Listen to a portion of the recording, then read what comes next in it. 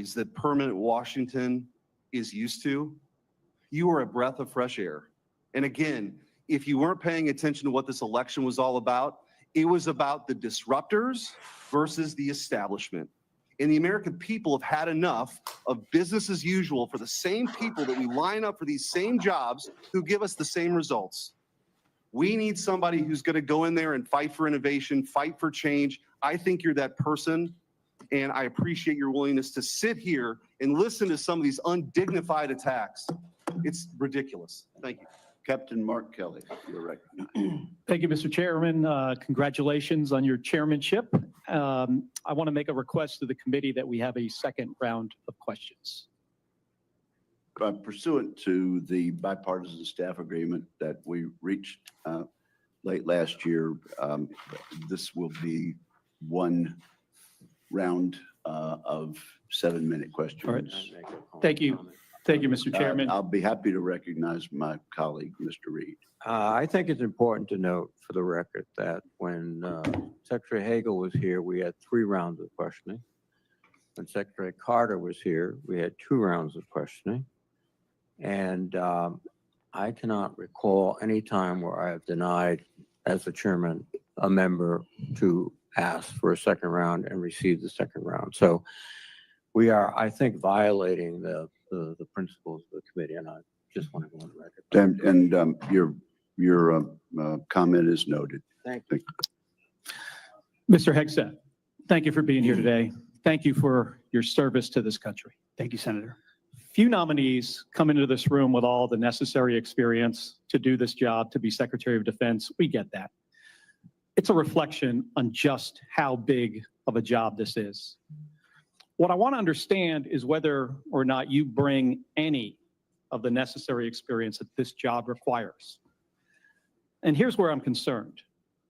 Senator Coleman, in introducing you, and this is a quote, he said, "He has struggled and overcome great personal challenges," unquote. You walk in here saying that you've had personal and character issues in your past, including heavy drinking, which you wrote about. And you said, and this is a quote from you, that you said, "I sit before you as an open book." Yet you haven't actually said what personal challenges it is that you've overcome when you've been asked about them. So I'm going to give you an opportunity here to be as forthright as you say you want to be. So while leading concerned veterans of America, there were very specific cases cited by individuals about your conduct. I'm going to go through a few of them, and I just want you to tell me if these are true or false. Very simple. On Memorial Day 2014, at a CVA event in Virginia, you needed to be carried out of the event for being intoxicated. Senator, anonymous smears. Just true or false? Very simple. Summer of 2014 in Cleveland, drunk in public with the CVA team. Anonymous smears. I'm just asking for true or false questions. True or false answers. An event in North Carolina, drunk in front of 3 young female staff members after you had instituted a no alcohol policy and then reversed it. True or false? Anonymous smears. December of 2014 at the CVA Christmas party at the Grand Hyatt at Washington, D.C., you were noticeably intoxicated and had to be carried up to your room. Is that true or false? Anonymous smears. Another time, a CVA staffer stated that you passed out in the back of a party bus. Is that true or false? Anonymous smears. In 2014, while in Louisiana on official business for CVA, did you take your staff, including young female staff members, to a strip club? Absolutely not. Anonymous smears. So is it accurate that the organization reached a financial settlement with a female staffer who claimed to be at a strip club with you, and there was a colleague who attempted to... Whatever. Hey guys, hey Red Pepperoni, Silver Minecart.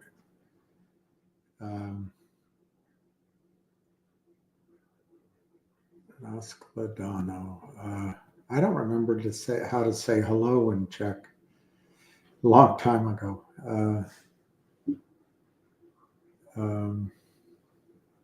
Dobre jutro, maybe. Dobre jutro. I don't know what's happening with my dog. I took him yesterday and I was very optimistic, but I just gave him all his medication and he's flat on the floor and he just pooped while he was a liquid poop while he was lying on the floor. It's very nasty to clean up, which I did, but I don't know. He definitely wants to stay alive, but I just don't know how practical it is.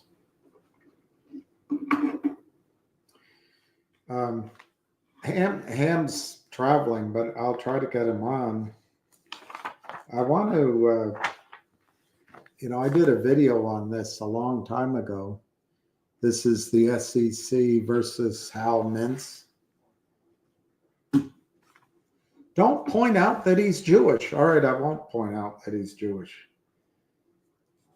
He lives in Fisher Island, Miami Beach. Savvy Management is in Texas. This complaint arises from a long-running fraudulent scheme involving abusive, quote-unquote, naked short selling, order mismarking, and other violative trading orchestrated by Hal D. Mintz. This was dated, of course, they don't put the date. It was filed 6/12/23. But the part I wanted to point out, the defendant's fraudulent scheme was carried out by repeatedly circumventing trading rules involving at least 10 issuers on behalf of 2 private funds. The defendant, Hal Mintz's fraudulent scheme involved 2 forms of abusive trading. Now, this is filed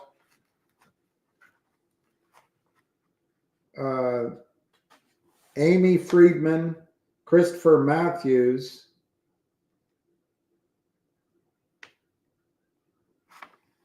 but it's filed by Daniel Maher, Massachusetts, Edward J. Riley. These are the 2 that filed it. Daniel Maher, Edward Riley, United States Securities and Exchange Commission. Daniel Maher and Edward J. Riley.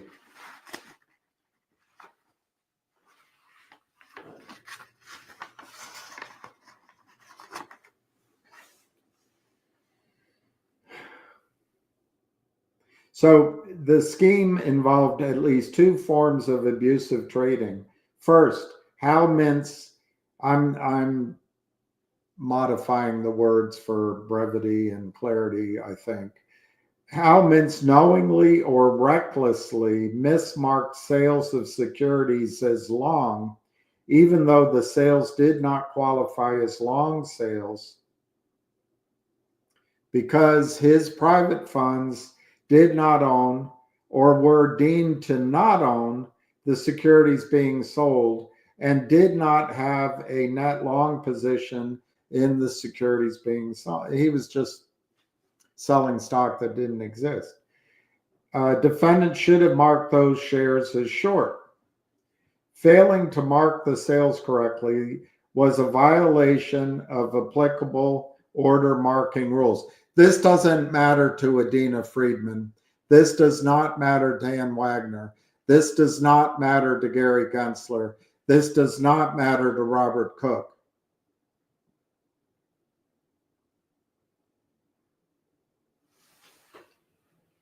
Defendant's sales were actually short sales. They tried to disguise as long sales. Hal Mintz had not located, quote unquote, located, i.e., What does located mean? Borrowed, arranged to borrow, or had reasonable grounds to believe that the securities could be borrowed. So Hal Mintz had not located the shares he sold, and the sales further failed to comply with the locate requirements under regulation show. Second, defendants engaged in additional abusive trading. But hey, let's protect the privacy of these defendants. Let's not, Ann Wagner, have the consolidated audited trail. Let's not do that, Ann. We got to protect these guys' privacy. Hal Mintz, after all, lives on Fisher Island, and you do not want to threaten his privacy, Ann Wagner.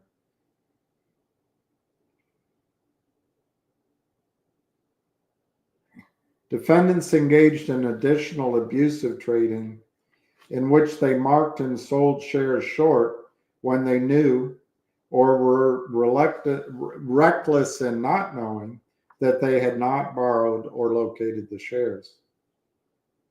These trades also failed to comply with the locate requirements of regulation show.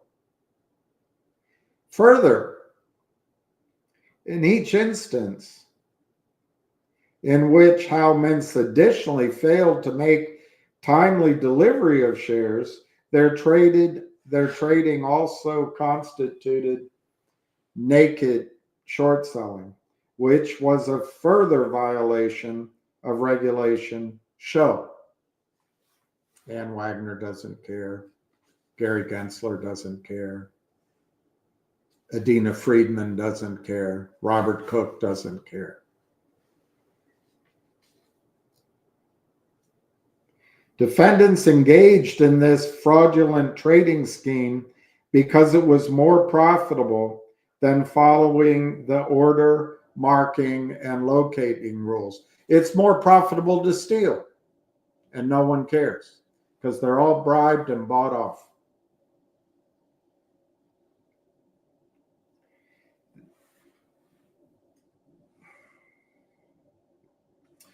Hal Mintz would not have been able to carry out his short sales, and he could not have profited as he did if he had followed the rules governing long and short sales.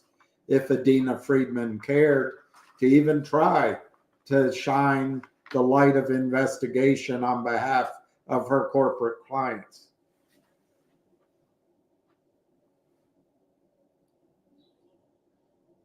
And then, of course, the SEC doesn't even understand the scale of the problem.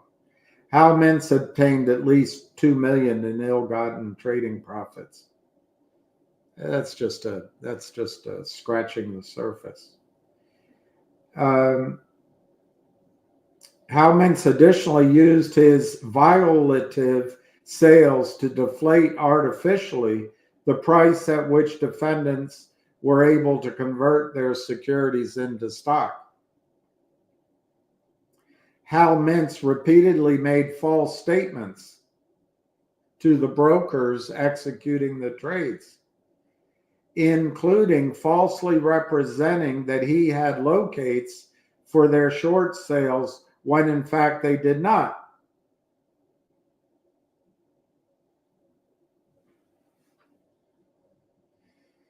The defendants repeatedly submitted fraudulent order instructions to the brokers who do not care, identifying their sales as long in an attempt to disguise their naked short sales and their short sales for which they had not obtained locates, when they knew that they were required to identify these trades as short.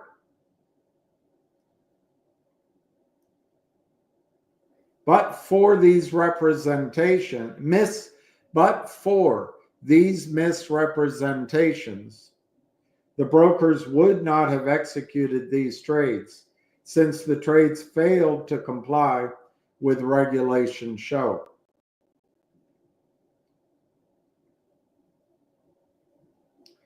In addition to his attempt to hide his failure to obtain locates, how mints in some instances would acquire the required stock after his short sales, typically by purchasing stock from the issuer.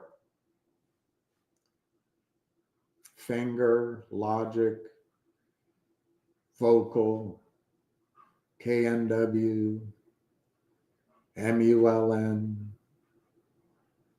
on and on and on. But Adina Friedman doesn't even have curiosity. She has no curiosity. I've never met a leader who's successful who does not have the characteristic of curiosity. Adina Friedman has zero curiosity. She's just there to, we have women on our boards and we're open. We're going to make it kumbaya for everyone.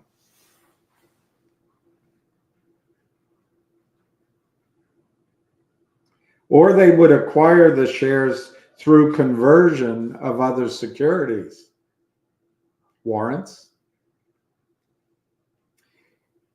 The defendants knew or were reckless in not knowing that these practices failed to comply with applicable trading rules, which require, with very narrow exceptions, that a short seller locates the stock prior to the short sale.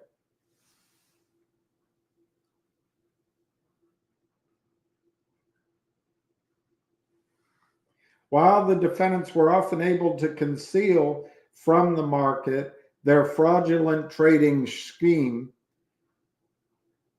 on some occasions, defendants were unable to deliver securities in time to cover their short sales, causing fails to deliver. Oh, really? Each instance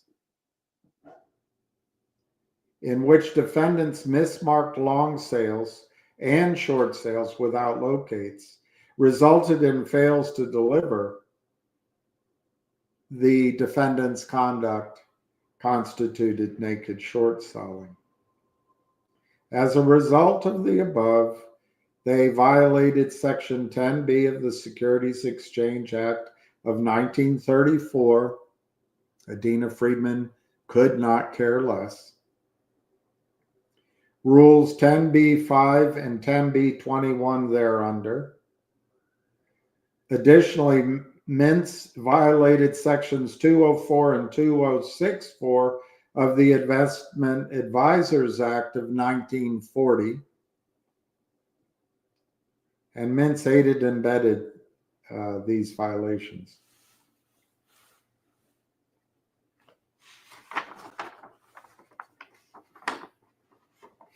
He was 52 years old, lives in Miami, living the life. God, that stinks, Lucky. That really stinks. I cleaned it all up, but it still stinks.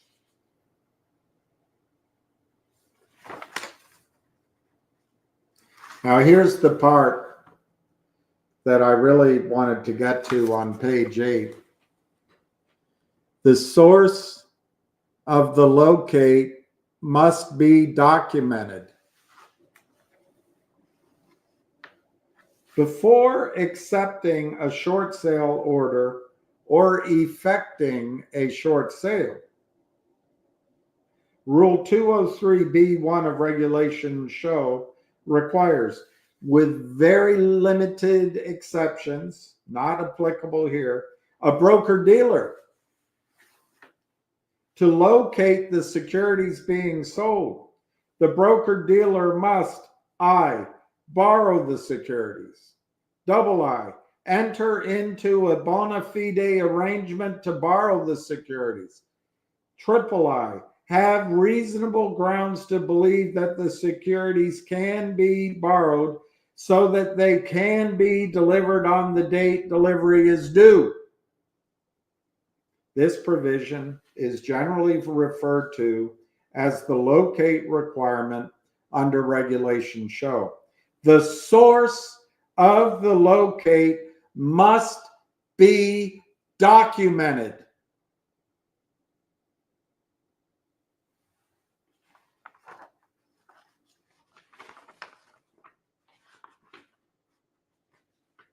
Well, this goes on for 36 some pages. I'm not going to read any more, but I'm going to point out again that this was written by Daniel J. Maher and Edward J. Riley, U.S. Securities and Exchange Commission, 100 F Street Northeast, Washington, D.C., and it was filed 6/12/2023. They must be in writing. Now I want to show you something. I've shown it to you before, but nobody believes me when I tell you, oh, dude, I'll never do you no harm. Believe me when I tell you, I'll never make it alone.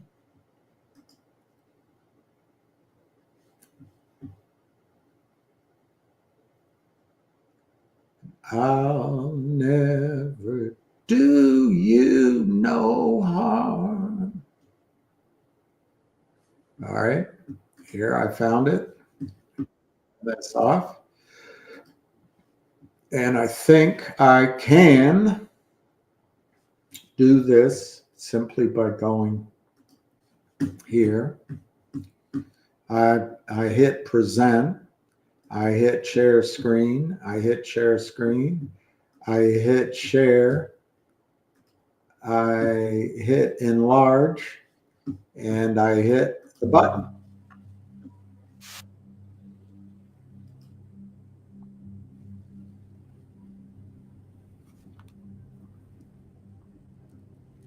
You have folks that are still, in the industry, and they've been like, I wouldn't advise you to talk about it, blah, blah, blah, blah, blah. But I think that they're living, they're all living in kind of a fake world. I would, illegally naked short sell stocks every day, as long as I was collecting commissions. And the bank did not, kind of a fake world. I would, illegally naked short sell stocks every day. I would illegally naked short sell stocks every day. Every day. Every day. As long as I was collecting commissions. As long as I was collecting commissions. And the bank did not care. And the bank, the broker dealer, did not care. The client will send you an order electronically. All you do is you click on the order, you go to execute, it'll pull up a little box, you type in anything you want, and you just hit okay. You don't ask questions. You appreciate the order. And if that involves shorting a stock naked, you do it anyway. If that involves shorting a stock naked, you do it anyway. Because management essentially tells you just create the business. Just create the business. Anything on the backside, we will deal with. Anything on the backside, we will deal with. So you're collecting money on the front, you collect money on the back, and you actually have zero risk. Clients never see that. All the prime lenders, they all do it. All the prime lenders, they all do it. Consistently. Right now, let's go look what Goldman Sachs does, where Gruber Gensler comes from.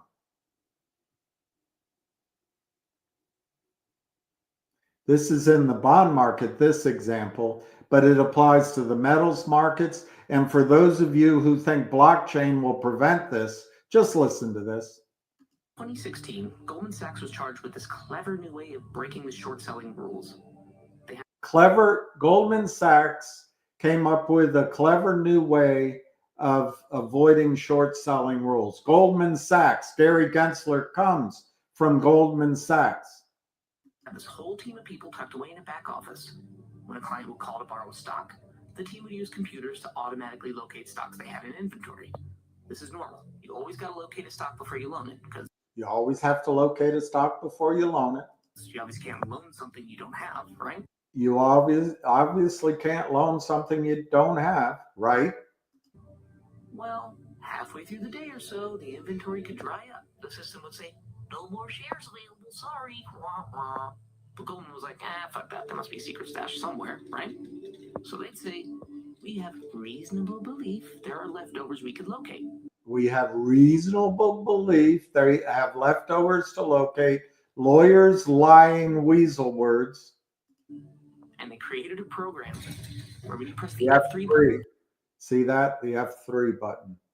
You press that. The dog ate my homework. I'll bring it to you on Tuesday. on your keyboard, poof, it overrides the dried up supply. That's it. Just hit F3 and the computer would say automatically located, even if it wasn't true. So you could do this as many times as you wanted, magically creating phantom shares that didn't actually exist. But guess who works in the building right across the street? The SE motherfucking C.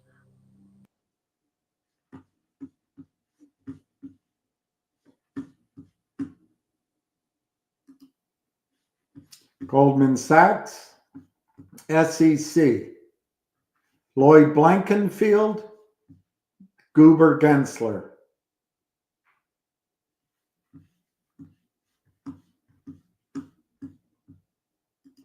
So Goldman got caught and paid a $15 million settlement, which $15 in million normal dollars is fee. like, Meghan Markle could open up that's like opening up $1.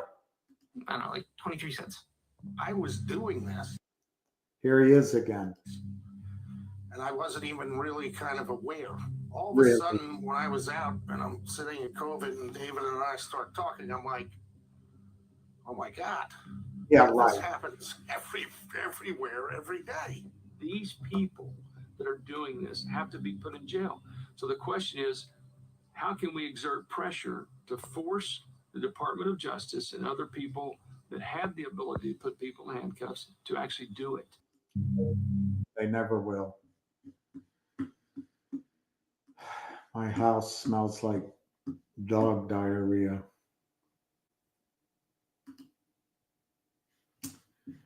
All right.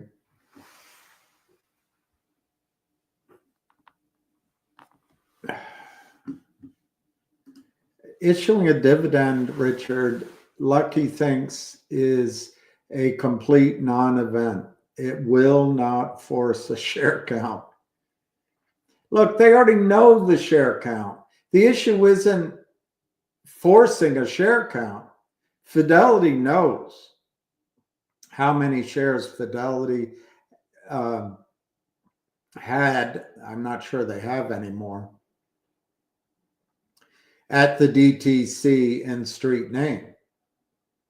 Fidelity knows how many IOUs, how many placeholders they have on their clients' books, but they don't disclose it. So forcing a share count isn't the issue. They know it. Ann Wagner could get it. The SEC has the blue sheets. They have it. The issue isn't the count, it's disclosing the count. I don't think the dividend will do anything about it, tiny or not. If you do a tiny cash dividend, the broker-dealers will just pay it. Cost of doing business. If you issue shares, they'll just put placeholders in your account, and then you have to go through the mechanism of getting everyone to report, and no one does it. About 30% of the people participate. So it's it's a non-starter. If you distributed something like an ounce of gold or a gallon, a barrel of oil per share, well, number one, it'd be very expensive for Nextbridge to do, but that would become difficult for the broker dealers to hide, and they couldn't go get it. But they wouldn't admit it. They've got fancy attorneys that lie. They are liars, those attorneys. There's no integrity in the system. There's no integrity anywhere anymore.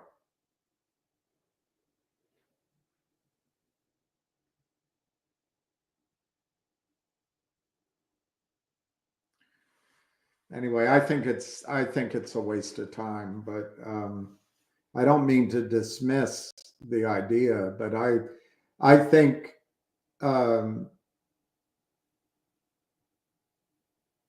the pressure that you and the whole community and I will continue to do that goes on in MMTLP, as we call it, but that doesn't exist.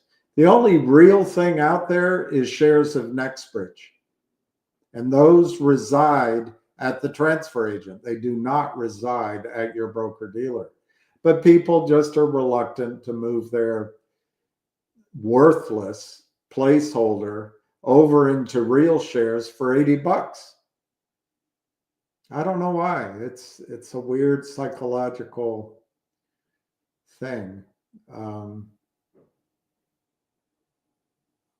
Wall Street's got clever attorneys.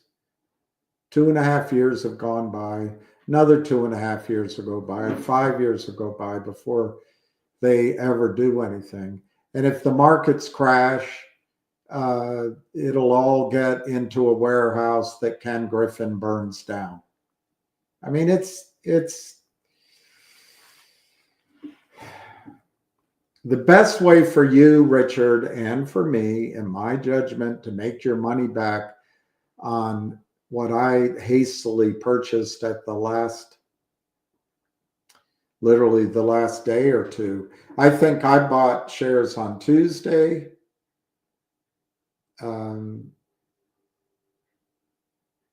Now, it might have been Wednesday and Thursday. Anyway, Tuesday and Wednesday. Anyway, I bought 2 different times. I bought shares on Tuesday, Wednesday, or Thursday of that week. And the best way I can think of to get my money back and maybe make that impulse buy worthwhile is to own Nextbridge shares. The rest of it is just titillation, noise. And I'm not talking about the hard work to put the heat on the system. I'm just talking about once it goes legal, you're just in a whole different world. And there is no lawyer. There is no judge. There is no court above that judge. There's no journalist that's going to go out of their way to create a speculative profit for somebody who, like I did, who bought MMTLP to see what happened in a short squeeze. It's just not going to happen. I paid $8, a smidgen under $8. I hate that word. A scotch, I hate that word even more. I paid pennies under $8 a share for my stock, and I think Nextbridge could make 10x on my money eventually, or better maybe. But I think I did my part to help Greg McCabe by letting him know that I own those shares because I transferred them. And we're all sitting on our hands and our thumbs, spinning our wheels down avenues that will go nowhere, in my judgment, at least in the time frame that makes money for you, Richard. It'll eventually make money for the lawyers. By the way, when I talked about the GTII lawyers, it's not Richard Huffman I was referring to. I was talking about the attorney, I think he's in Phoenix. And I think there might be two of them. But whatever. It never, ever, ever. The Tower of Babel misunderstanding will never get clarified. So I think the best way to make money on your investment is the coming massive bull market in oil and gas. And if you don't own your shares, you don't own nothing. And Wall Street will make sure that you'll pay twice for your mistake. You'll pay for, like I did. I'm not making fun. I bought the shares at $8. They'll make you pay for buying, believing you could get a short squeeze, and then they'll make you pay for not moving your shares into Nextbridge. So when Nextbridge takes off with the oil and gas bull market, which, mark my words, every team of oil and gas professionals will have oodles, walls of money to invest and make money for their investors, shareholders. You'll miss out on that too because you listen to Double D. Now, Ham just called in, so let me just make sure my speaker is on and I'll call him back.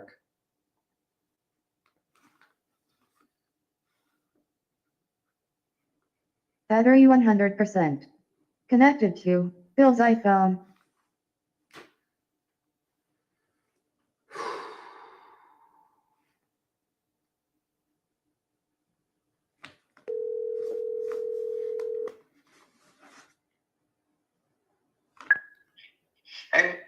Hey, do you want to talk to everybody? Yeah, let's go. All right, you're going. Am I on? You were on. First of all, Robinhood got fined, I don't know how many millions of dollars for changing their sell tickets, not reporting them as long, short sales. People, you know what? All these scumbags, bashers, and everybody, their livelihood is about to go away. They steal every chance they can. I posted on Twitter and I told that jerk off Ryan Cohen to open up a brokerage firm and do the same thing. These guys robbed, looted, whatever they did, and their stock goes up 3 points today. Crime pays. These guys are all criminals. When is everyone going to realize this? Robinhood was a creation of the bigger Wall Street players to get you to put your money with a small firm and thinking that is a good thing for you. Oh, it's for the retail investor. Really? They just rob and steal for the big boys. That's all they do. And it's a disgrace. I don't even know how. I can't even stand it anymore. I'm sick of even reading this stuff. It's just unbelievable. If anyone's got a connection to that Ryan Cohen, that fucking idiot, tell him to open up a brokerage firm. Everyone who'll join his firm will go self-clearing, and he can wipe out the street, and his stock will always go up. Look at the brokerage firms. Their stocks go up. Everyone else just gets fucking hammered. That's the key to the whole thing. Open up a brokerage firm, do self-clearing, and you call the shots, whatever you want to do. That's the way to go. It's just, there's no question about that. Wall Street is a disgrace. I don't understand how, everyone who on these calls, just put it up. Just go read the news. It's all over Twitter. It's unbelievable, William. Anyway, that's number one. I'm just sick of doing it. DJT, if you buy the dips, sell the rips. Wall Street, these are shorts trying to cover. Yesterday's squeeze wasn't just a squeeze. That's someone trying to cover a lot of shares. The only way to do it is you squeeze it up $7, and then you get the action you see now. And at the end of the day, the stock is going to go back up. I'm not even looking at it, and I'm going to tell you it's going back up. These guys are trying to cover, and their timeline is going away quickly. So these guys are going to try to cover. The manipulation is to shake the tree and make people fall out of it. That's all they're trying to do. And I posted, hey, Mr. Trump, you enjoying watching Wall Street manipulate your stock? to hurt your shareholders in your company, that's what they're doing. Has nothing to do with anything. This trading has nothing to do with anything about the company. Zero. And yet they do it. It's like a joke. But that's another thing. Finger motion. When DJT wins, we all win. Don't fall for this shit. DJT, Donald Trump can't save his company. He has to save all of us. It's not just going to be him. All right? Right now, you're seeing the panic in his stock is because I believe someone's got the heads up that something's going down, and they're trying to cover. Why hasn't it spread to the other ones? It will spread to the other ones. This is how Wall Street is. It's a head fake. They always try to make it look like nothing's going on. That's because these guys are trying to scoop up everything they can. That's how it is. I just want to go over two quick things. That KNW, which I reported on Lynn Partners, it made a new low today at 13 cents. This is a company that was funded, ready to meet the guidelines so they don't get delisted. They're not meeting anything. The stock just keeps being sold down. Lynn Partners has it on the death march to a reverse. The company's probably a great company. They're going to make them reverse, kill all the shareholders, and then down the road, it'll be one of these companies. Oh, they only get 1 million shares in the float. No Labs, a company focused on non-invasive medical diagnostic technology, has announced a funding agreement with Lynn Global Fund 2, managed by Lynn No, this is the old one. But listen, they only did 4 million out of the 12. Proceeds 3.6, but I want to get down here. Lynn's managing director, Philip Vallier, conveyed enthusiasm for the investment, citing No Labs milestones and intellectual properties as attractive. Yeah. How come they don't come out with a press release? Man, this fucking investment sucks. We bought it at 90 cents. It's 13 cents. We're down 90% of our investment. They never said anything like that. He said, quote, Lynn is excited about its investment in No Labs, unquote. No Labs has demonstrated success across numerous development milestones and has built strong intellectual property foundation to attract further investment and future strategic partners. We are pleased to invest in No Labs to support its growth. And we look forward to working with its high caliber management team as it moves into hell. Listen, these guys are scumbags. They destroy everything. They destroyed RWLK. They had to change their name. That's how much they destroyed that company. That company makes a device to help people who have strokes walk and helps people robotic stuff. Same thing with EKSO. Someone put up that they're trying to short squeeze XXII. I knew the CEO of that company. They destroyed it. Now it's reversing. The CEO was a Harvard guy out of Buffalo. He had to quit because he couldn't make any money. He was traveling all over the country, pitching the stock to everybody, and the stock just was naked shorted down. I remember it like it was yesterday. And now they reversed it, and now they're trying to squeeze it again. It's a complete scam. The whole thing is a scam. I don't know how to tell you. If you don't have someone like us protecting you, look how hard it is, and we've done everything possible to get your exposure on this thing. It's just remarkable what's going on, and I'm fighting for my money. And I thank you for being part of it, but we all have to fight together.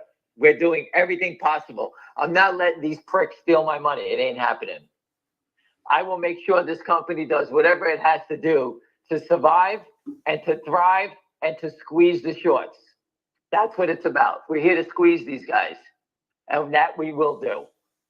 I will get these guys to do dividends, recapitalize the company. We will do every scumbag trick in the world to torture them. Whether Donald Trump, if Donald Trump doesn't do what he's supposed to do, we will take it into our own hands to do it ourselves. All right? And that's why I tell people, I believe Donald Trump, but it's so dangerous when you play a $30, $40 stock, especially one that runs up 7. What did I tell you to do? Sell the rips, buy the dips. So if you sold into it yesterday, you could have gotten north of 41 to 43. even a little higher. And you could have bought it back today, 39, 38, whatever the hell it was. And you're in the same position. The only reason a stock will continue to go straight up is when a short is busted out and the prime broker has to buy them back in at the market. That's when they go bust and they don't stop buying, because the order is buy and cover every share that this idiot sold until he's flat. What you're seeing in Trump stock is a controlled buy-in by a short seller. Yesterday, he probably had 10 million to buy, and he drove it up on 50 million shares, up $8. He walks away, it drops back down, then they come back and scoop it up. How do I know that pattern? I did that pattern. I did that pattern 30 years ago. Everyone used the same pattern. We all know it. The shorts, when they try to cover, they try to be cute. Walk away, don't do anything. No, they'll think the buyer quit. That's what everybody used to say. But everybody knew we were coming back. We spike it up, walk away, they go back down, then you come back and you scoop them up. That's exactly what this guy is doing right now. It's a classic pattern. And we all did the same thing. These guys, there's nothing new about this. The only thing new on Wall Street is naked short selling, counterfeiting, until there's endless amounts. When I was on the trading desk, no one did that. Now it's prevalent. Knight Securities was doing it. They're gone. All the people that are doing this stuff are eventually going to go bust. All right? Citadel, Virtue, they're going to catch up to them. Trump has to step up. Trump has to step up and take care of this. You know? He has to step in.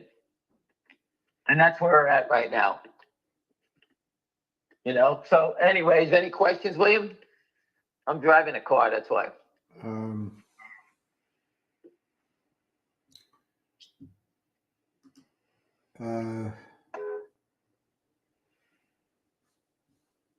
Nothing? No one has anything to say? Kenny G is selling bonds. He had to raise money. Why is he raising money? I don't even know why he needs money. You know? Bill Wong sentenced to 18 years in prison. Right. I wonder if Bill Wong, anyway, I'm not going to make the obvious comment, but he's not a protected class. Listen, he has probably money stashed away. When you go to prison and you got money, you got to pay a lot of people off. That's how it works. That's how it works. I know people who have gone, and that's how they survive. They have to have money. If you have money, then you can survive. No money, you got a problem. I gotta go. Hold up. What else? So he's going to jail. Who gives a shit? Do you believe Trump? Yes, I do believe Trump is going to do the right thing. I've been hearing it for a while. I know we don't see it. I know we're all disgusted about it. I scream about it. I try to dig every day into it to get a crumb. The guy who was the former CEO of Trump Media told me Trump is just gonna turn everything upside down in the equity markets. That's what he told me. He's all excited about it. And on a different note, William, GTII filed an 8K today. For the people that sound asleep who gave up on it, go read the 8K. We'll read it. Go read about it.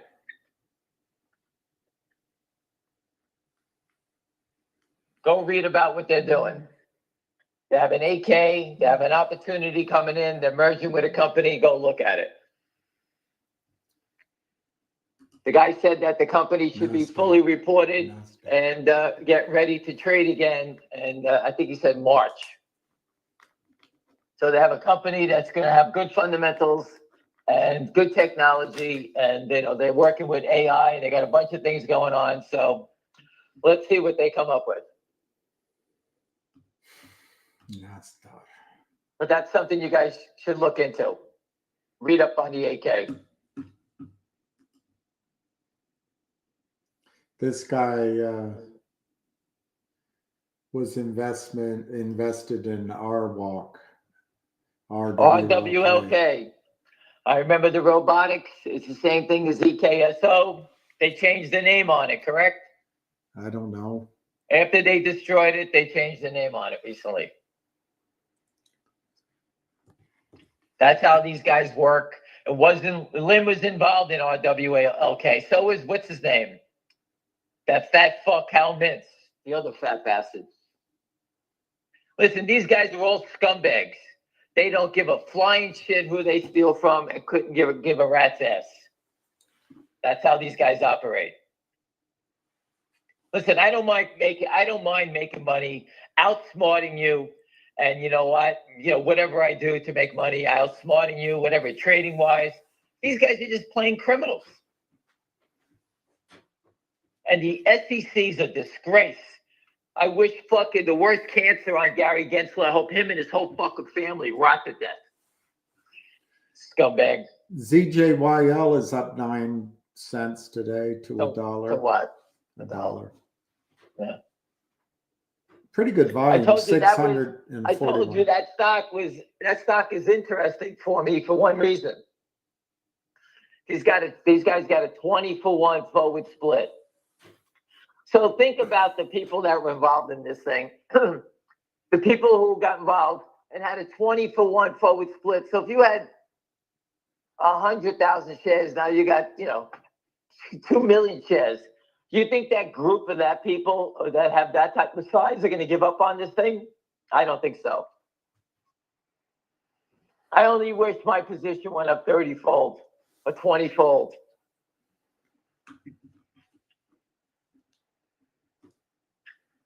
That's something the longs can do to destroy the shorts. Now I don't know why they haven't gunned it yet, but you know what? It is interesting. And that's the only reason I'm watching it. If I hear anything on it, I tell you. GTII, read the 8K. The company filed an 8K, that the receiver filed an 8K. That company is going to be alive and well once it gets going.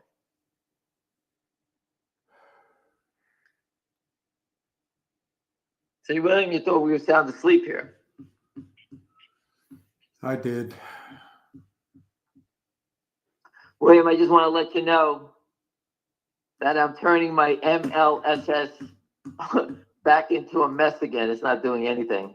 No, it's $1.12. Okay, I thought it was below $1. You I had thought it was a $1.10. chance. I thought it was $1.10. I had my chance. I did make a sale at 3,500 at 126. You had a chance. I should have. You know what? Wall Street's not about this. It's so ridiculous how stocks have one day up and then 8 days down. This is not normal stuff. I was looking at, William, if you take a look at, and everybody should take a look at this, GMGI. Look at the press release these guys put out, all the forward-looking statements they put out today. They expect growth in gaming and this. How could you expect growth in gaming? That all depends on people, how they're going to bet. You can't predict what the growth is going to be in gaming. Oh, there's 100 billion people in the world. Oh, they're all if they all bet $1 and we win $100 billion. That's like ridiculous. But that sounds like a Lynn Partners, let me pump it up because this thing was crashing below $2 at a 52-week low, and they pumped it up for everybody. GMGI. Give it a couple of days. It'll turn back down. What else we got, William? You remember before I talked about a stock, ROOT? Mm-hmm. It squeezed to 121. They crashed it back down. It bounced back up to 110. It crashed again. And now it's on that same stupid move back up again. This is like the third attempt to try to cover this thing. It's up $6 today on 387,000 shares. People, that's what I expect to see in finger motion. Up 5, up 6 on 200,000 shares, 300. Once they stop selling, the volume will disappear. That's what happens. There's no sell volume anymore.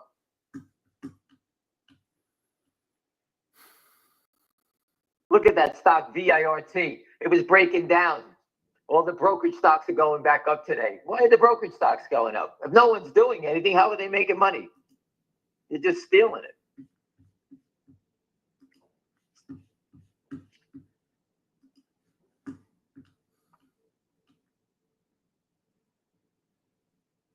What else we got, William?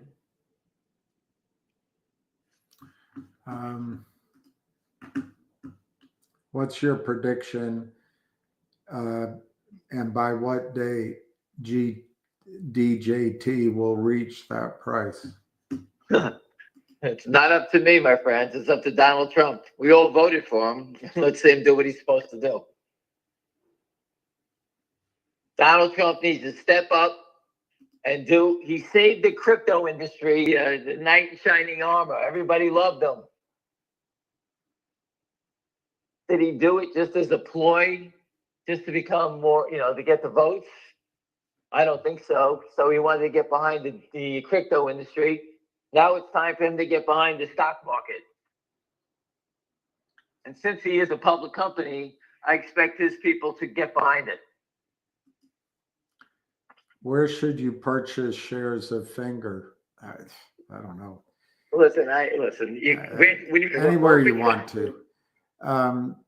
What brokerage firm? I guess. Listen, if you're nervous about it and you want to buy it, you buy it a little every day. Hopefully you can get some at $1.15, $1.12, $1.25, whatever it's going to be. You average in.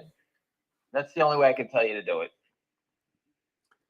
They can't crash a stock with a ban on shorting, Ham. Is that correct? Forget the ban on listen. Forget the ban on shorting. They're not going to ban short selling. They need to stop and just settle the trades. I would ban short selling, but what a ban needs is they need to settle the trades. We can't have Wall Street controlling the stock settlement without anybody enforcing it. The guys at Robinhood in the back office, when you buy stock, there's somebody like me sitting there saying, hey, we bought 2 million shares of GameStop today. Did anybody deliver it? No. Here's $50,000 in cash. Did they deliver it? Yeah, I got it all. No problem. Don't worry about it. That's what goes on. That's it. And that person who's looking the other way, whether it's Goldman, Morgan, Robinhood, all these people need to stop and protect their clients. They sell, every one of these firms sells you out for money. Every one of them. And it's amazing that they're supposed to be protecting your own client in E-Trade. If you have an account in E-Trade, E-Trade fucks you every day. They couldn't care less. They don't settle the trades. If you worked at E-Trade and you had 2 million shares of GameStop you just bought and no one's delivering it, you would say, okay, someone needs to deliver these stocks. Who did we buy it from? Well, we bought, 500,000 shares from Merrill. Merrill, where's our stock? If you don't deliver it in an hour, we're buying you in. Next guy. I don't care if it's down to 1 share. You make the 20 phone calls and they don't deliver it. You put an order in, you buy it at the market, and then whatever you spend, you send a bill to those firms. And it's up to Merrill Lynch then to go get the client because they're going to take a loss on it. They sold us the stock at 20, you bought it back at 25. And then Merrill Lynch has got to go get the difference. And trust me, after a few hits of taking the liability, that all ends real quick. That's how it works, people. That's it. There's nothing else I can say. That's it. No one's enforcing these rules.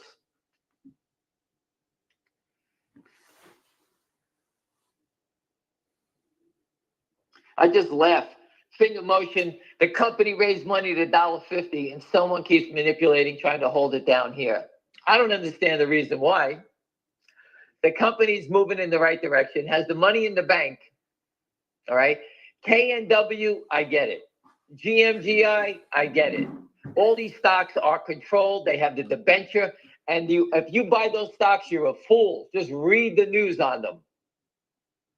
Finger motion has gotten rid of all that stuff. They don't have that stuff. That's what makes it different. And these guys are just sitting here trying to outlast us. Hopefully we give up on it. We walk away, but we're not going away. And the company, hopefully, I don't know how we communicate when the company can come out with this audit when they're done. But when it's done, the CEO is going to come out with a press release and say, hey, our audit's done. I expect the company to come out shortly with a press release stating, hey, we put the money to work. We got new contracts. We can fully fund these deals and we can move forward and drive revenue and profit. That's what I expect to see soon from Finger Motion. Now, I don't know about you, but who's selling short a stock at $1.15 to benefit what? The only person that would be doing it is the same person who's trying to pile on, who's short the stock, who can't cover. That's the only person that would be in this name. Jeff Easton couldn't even call up Hal Mintz to join this fight. No one would join this fight because they know they're trapped. No one would do this fight. And I told you yesterday, the real short of 1 million, like 1,400,000 shares, we thought they would cover on the secondary, but they did not. And the reason I believe they did cover on that secondary, but they're going to switch that trade in another week or two. So maybe on the next reporting of the real short, will we see that number disappear? Because we all said the same thing. If they covered on the secondary, that is illegal. So they probably want a week or two to pass. And then by the third, the second short selling report, that's when they'll smush it over. The firm that bought the stock will transfer it over to the guy who's short, and that'll wash out his position. This way we won't rat them out. Because you cannot short a stock and then buy it back on a secondary. So if you short a stock 1 million shares and you buy it on the secondary 1 million shares and it washes it out, that's illegal. That's a good thing. That means Jeff Easton and his buddies are reading our post because I posted it 50 times. Millennium Fund did the same thing and they got busted for it. They all do it. They all do it. And one thing you guys don't understand on Wall Street, when a secondary comes and me and William and someone else are on a trading desk, they come out and say, hey, we're doing a secondary. We need someone to buy 10 million shares of stock. William calls his 20 clients. I call my 20 clients. All of a sudden, 40 people know about it. You all think it's a secret. 40 people just know about it, just on William making his calls and me making my calls. That's how Wall Street is. That's how it always been. Do I agree on that? No. And what they should do is monitor the SEC. When companies do a secondary offering, you should file it with the SEC and then see the trading patterns that go along with it because they all make it short it ahead of it. That's what they all do.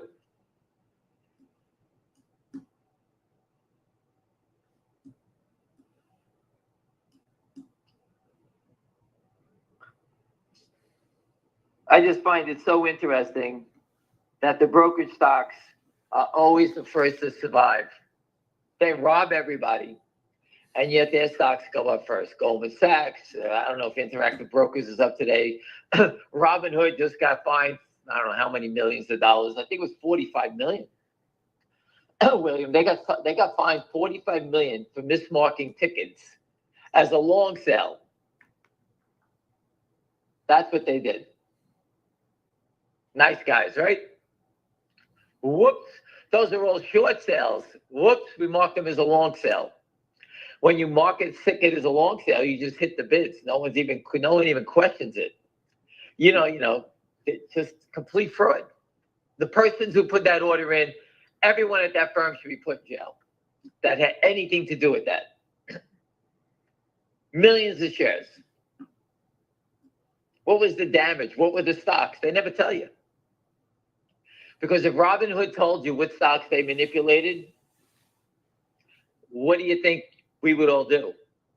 If Robinhood came out and said, hey, we sold 10 million shares of Finger Motion, and we sold it with, it was a short sale, but we marked it as a long sale, we would all get lawyers and sue Robinhood. And that's why they don't tell you. And that's 100%. That's why they never give you the names.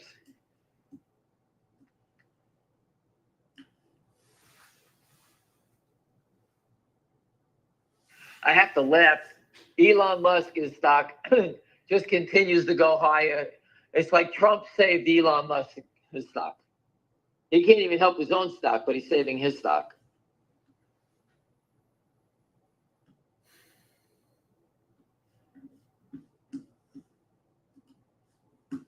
You know, I've talked about GameStop, and my thought on GameStop is that there's so many people that want it to go up that's why I said buy the dip and sell the rip on it.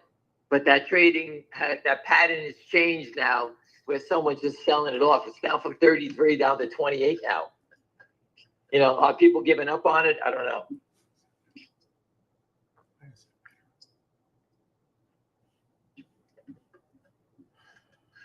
That's what it looks like there. Just remember that the company, they sold 140 million shares. They sold 140 million shares. And the shorts bought them all. Just remember that. So they help the shorts cover. The company has the money. The company needs to build the business. I suggested that idiot go open a brokerage firm. Take over Robinhood. Robinhood is a worthless piece of garbage. If people canceled their accounts at Robinhood, the stock would go to zero. All of a sudden, they became Morgan Stanley. They're worth billions of dollars in market cap. A brokerage firm that you give orders to, that's it. Companies working on cancer are worth $30 million, $50 million. Naked shorted straight down. RWLK helps people with strokes walk. No one gives a fuck about them until you get a stroke. When you get a stroke, get back to me. Tell me how you feel and how you need that machine to help you walk. Because I've seen people in that machine.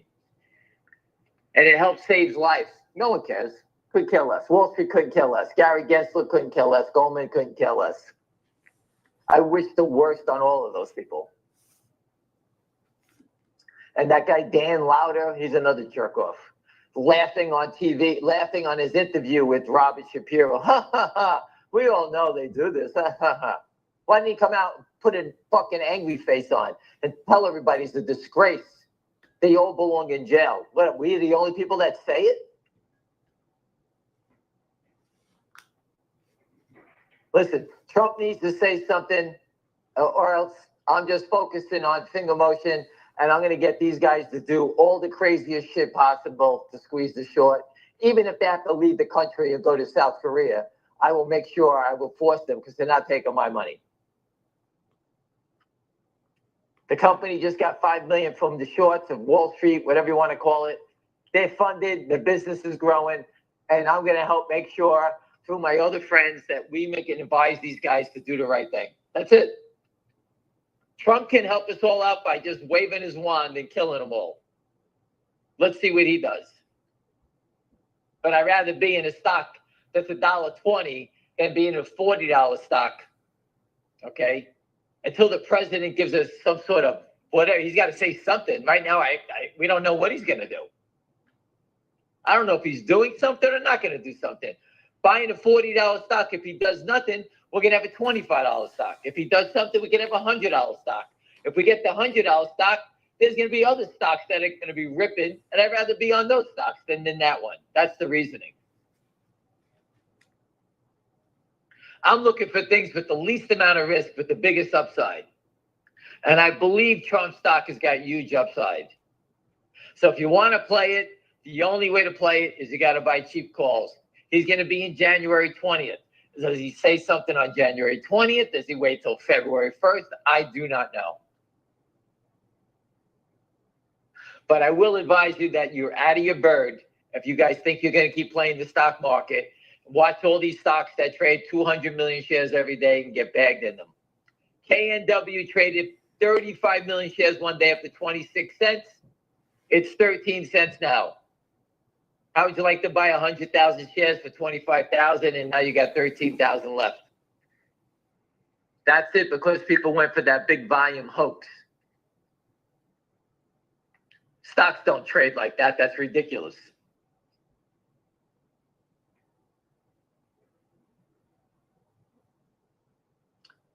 What else we got, William? Nothing. That's it? Yeah. It's just amazing. The selling and finger motion is every day. It was doing nothing all day at $1.16 just to steal a penny back and forth trading. You can't watch it all day because it's moronic trading. The only thing you can do is when you want to buy something, you buy some. That's all I can advise you to do on that one. You sit here and you say, I'm going to time it. When it's time to go, I'm going to catch it right on the nose. Good luck with that. Whenever I wanted to time something like that, my timing was always horrendous on that.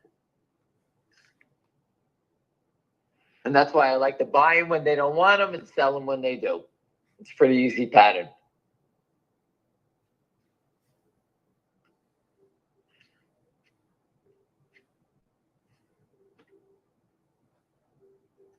Anything else, William?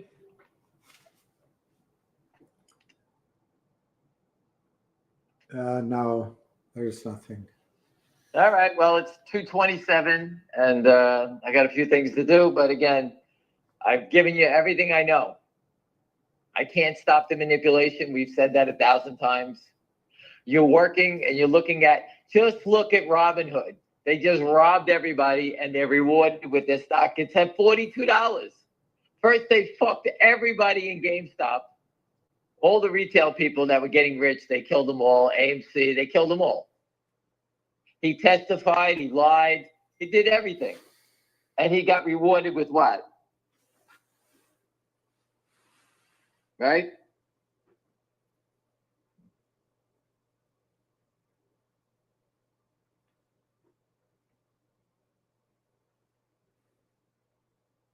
You know, but anyway, listen, I recapped it. Go read the GTI 8K.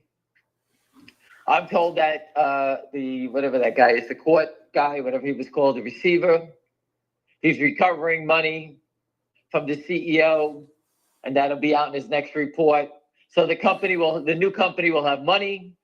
There'll be less shares. It could become a very interesting situation. Let more details come out about it. Let's see what happens there. I hope everybody who's upside down gets their money back or makes money on it. At least you got a chance at it. All right? No one gave up on it. We found a company that wanted to merge in, and they're in. They signed the agreement already. All right, so we got a shot. All these other companies have no shot. They're all worthless. I wouldn't buy any of these things. Every day I get names. Buy this name, buy that name. I wouldn't buy it with your money. You make money once, you lose it 10 times. And the problem is, like MLSS, good company, where's it going? It's up 10 cents, 9 cents I'm up, 10 cents. On great news. It spiked to $1.27. That was the spike. And it's right back down to where I'm up 10 cents. It's worthless investing. You're better off going to buy a piece of land, build a house. At least you won't lose it. That's my advice to everybody. Get away from it. Very dangerous if you don't know what you're doing. When they got 4 aces in their hands all the time, how do you win? Very difficult. All right, William, I had enough for today. I'll speak to you later. All right. Thank you, Thanks. Ham. Bye. Call ended.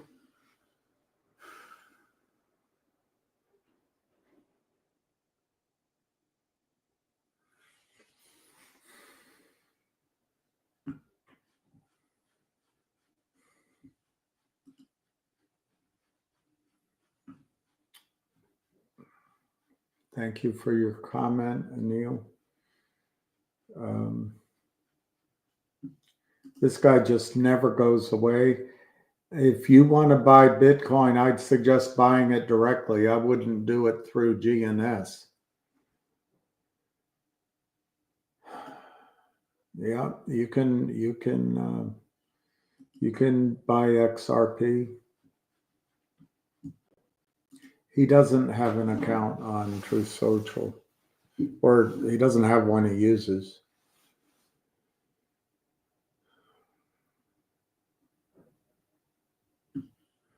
Miguel, why does that matter?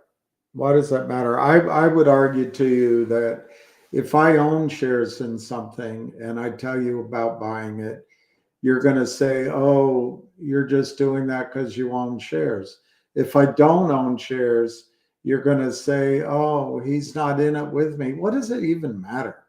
But if you want to know, I don't own any shares of Finger. I own 0. I used to own quite a bit, but I lost my shares 2 Augusts ago.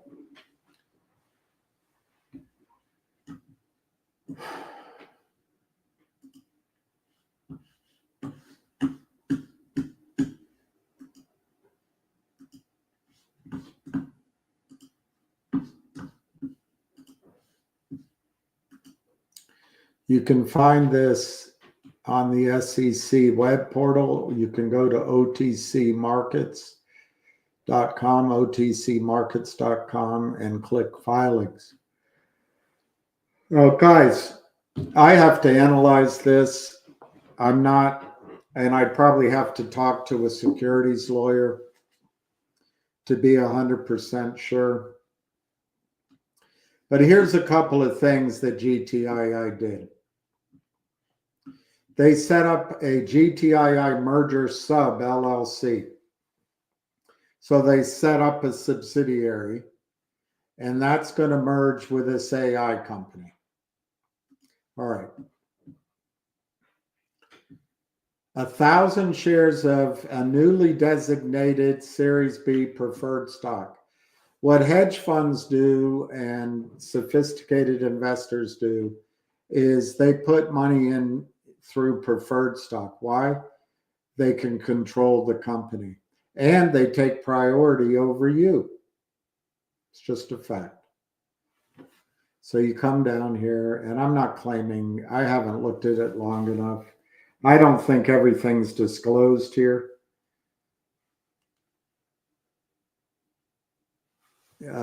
I would think that the receiver may be getting a piece of this company. I don't know for sure. The lawyer, and I'm not talking about Richard Hoffman, I'm talking about the one in Arizona, might be, but he probably wants to get paid in cash. I don't know, but look at here. They're issuing 1,000 shares of preferred B. Okay. Each share of preferred B has super voting rights equal to 100% of the total vote of your shares. You no longer can, I mean, and I don't think it matters. Your vote never counted anyway, but they control the company. Then each holder of Series B will be paid twice the amount of the dividends issued by the company to holders of common stock. So if they issued to you 50 cents on 300 million shares, they issue I don't know, 5 cents on 300 million shares.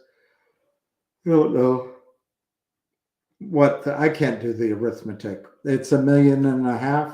These guys in the preferred will get 3 million first. So they get paid first.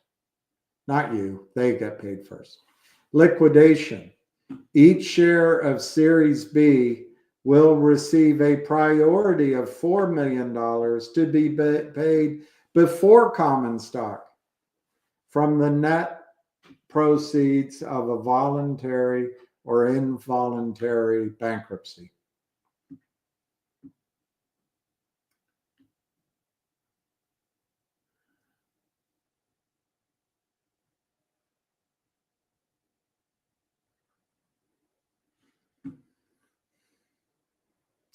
They have complete control of the company.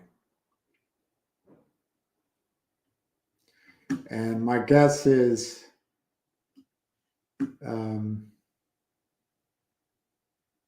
well, I'm not going to guess. I'm not going to guess. I'm not going to guess. There's no upside in it for me, and you're not going to believe it anyway.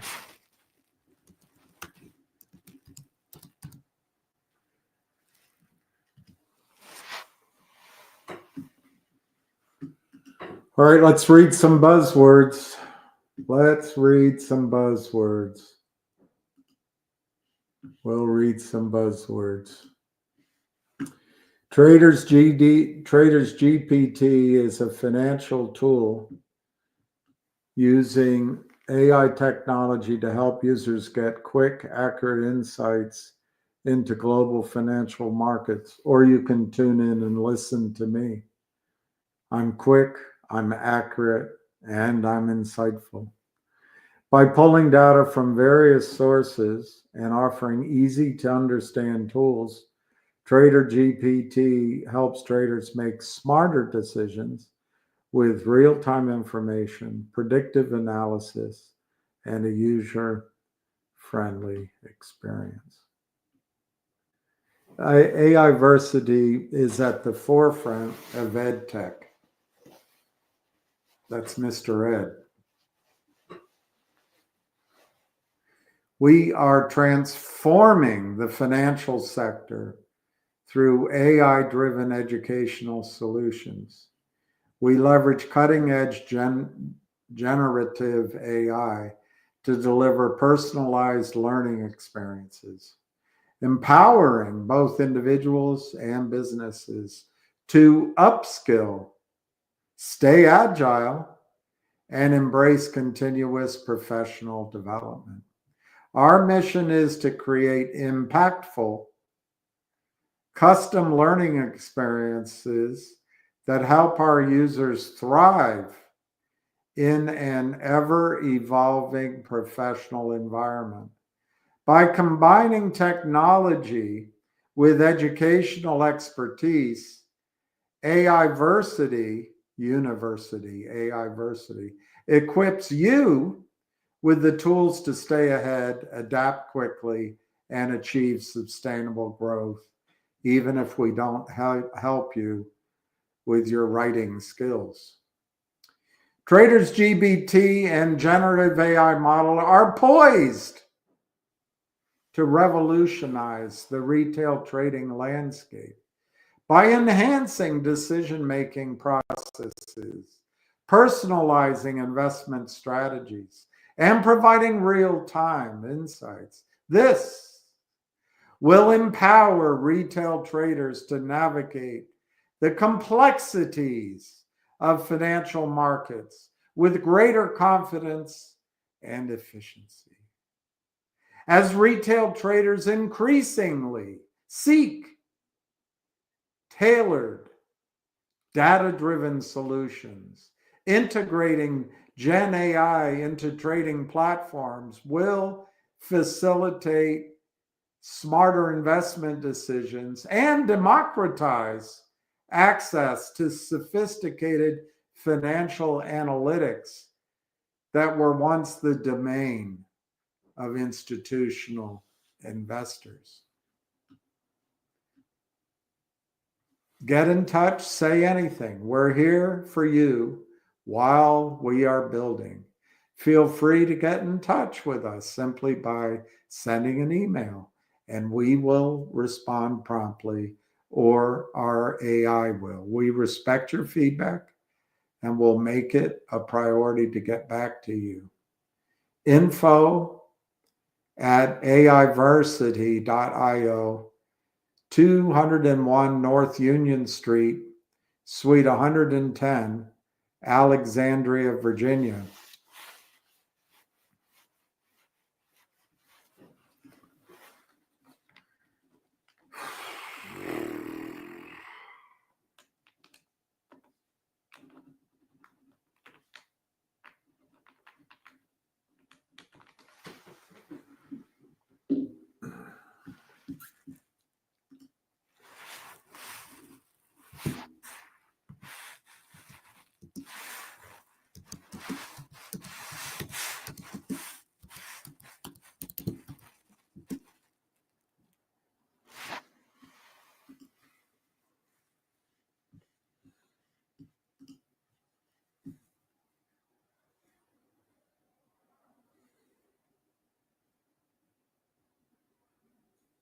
Oh, they have educational connections through tutoring, executive function coaching, and college consulting at 201 North Union Street. It's the torpedo factory.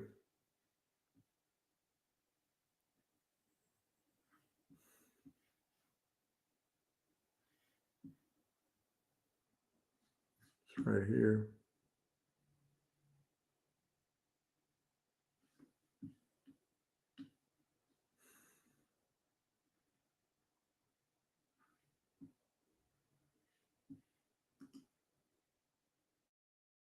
Yeah.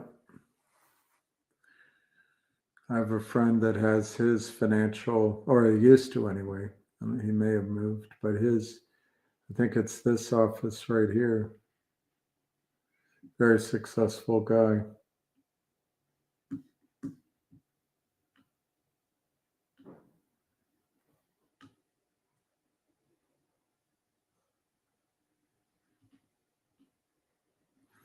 It's a good location. It's a good building.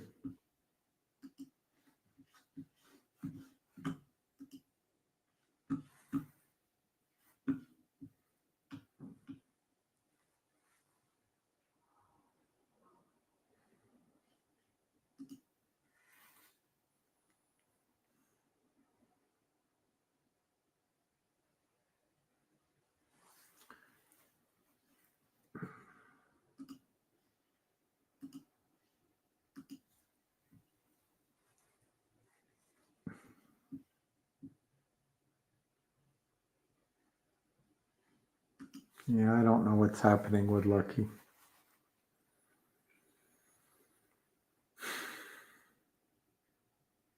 I think he was embarrassed with his, and maybe afraid of his situation. But he got a lot of that on him. I tried to wipe it off of him. I can still smell it. I'll have to try to clean the rest of it off of him.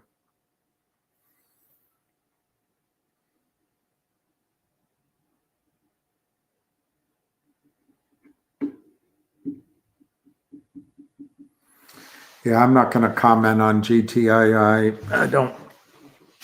Let's see how it works out. But I think if you're out there trying to buy shares of GTII, I think there's other places to go. Maybe we can just go look at some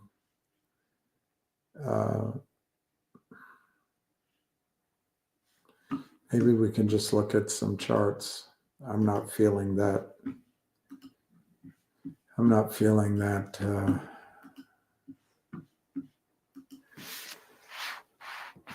upbeat.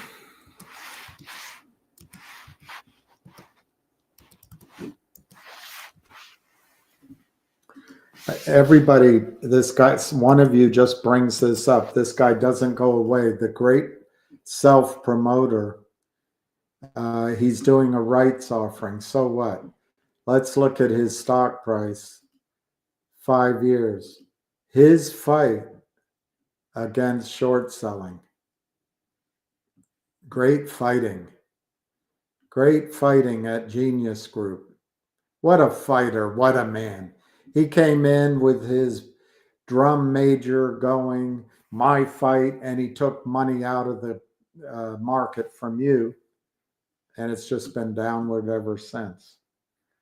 And this offering is going to be no better, but whatever. I'm tired of pointing out that these people are not on your side. Let's look at ZJYL.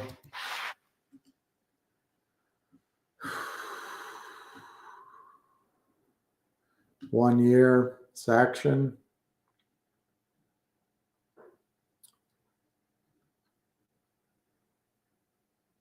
That actually looks pretty interesting, ZJYL. I mean, I don't know if charts really matter, but look at this. Higher lows, higher highs for that long, and then it came down, but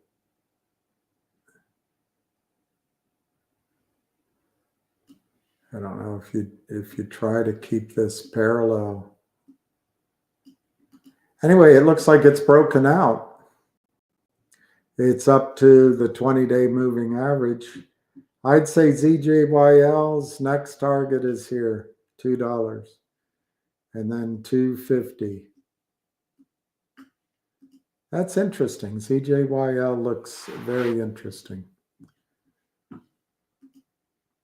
Let's see, GDC.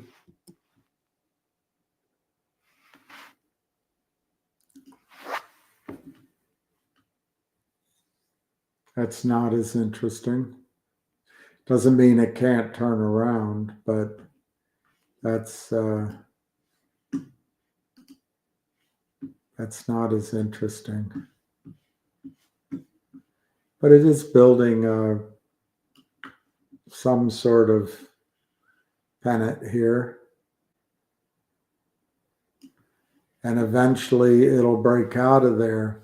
Question is, will it break out to the upside or to the downside? I will guess to the upside. That's GDC. It doesn't look as interesting as CJYL. The problem with looking at Railtown on this chart is they printed a weird, what? Here it is. They printed a weird trade. So it bunches everything up. So it's hard for me to give you anything on that. Let's look at finger.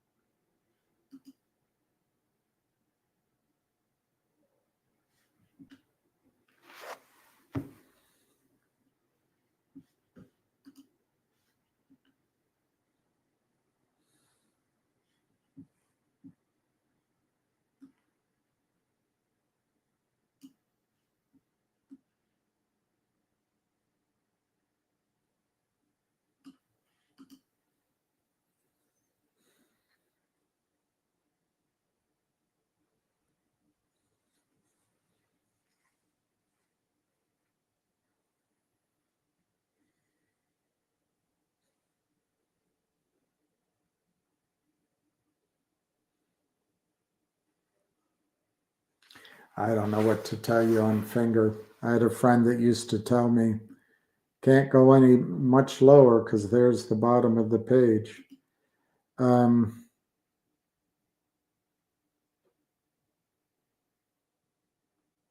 If it gets above 120, it could fill this gap all the way up.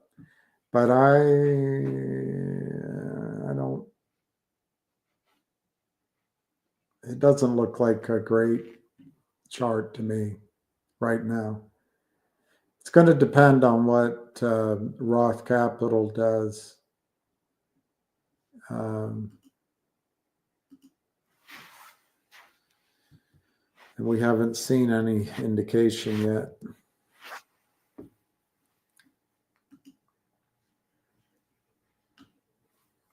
Here's Logic. So they collapsed Logic.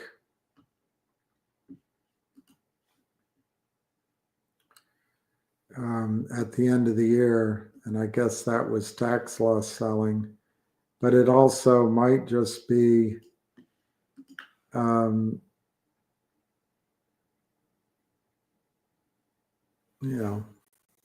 company hasn't really done any of what it said it would do. We should find out something in the next days or weeks.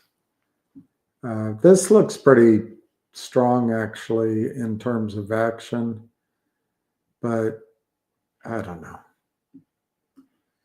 There's going to be a heck of a lot of resistance there. And then somewhere in there. I don't know. It's very disappointing so far, but we'll find out what happens. Let's see what the other sister to that trade is doing, collective audience. Ugh.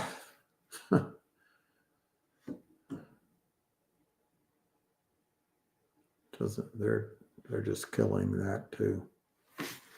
Aubrey advisors are no good nicks, but they're on the board. I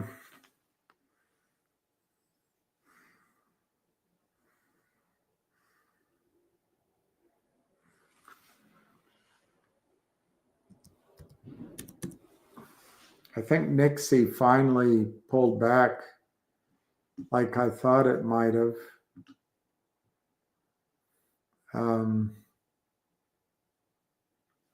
So this was a shoulder ahead, maybe a shoulder. Now it looks like a double top.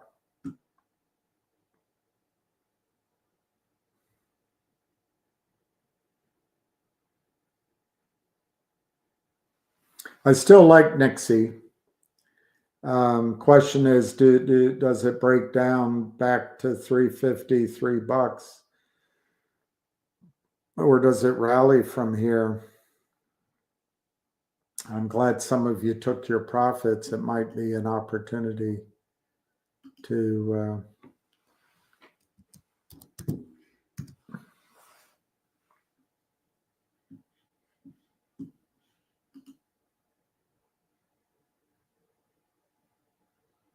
this is next strip. Look at that, just straight up, straight up. Well, I mean, that's not true. Up and back, you know, it's kind of a buy the dip, sell the rip all the way up, but it's the overall trend has been up. It's now broken down under 608, which is the 20-day moving average. Is something going on? I don't know. Maybe they have an offering or something. It's a good story, I think. There's a lot of volatility there. I have to learn more.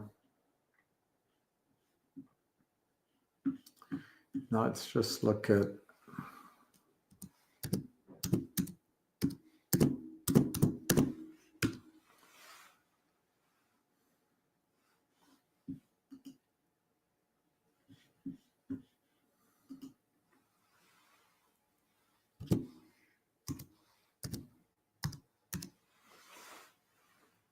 let's see if this chart is a little more useful. I don't think I can draw on it.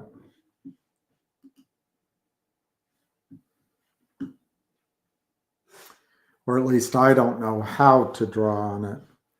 So if we do a 1-year chart,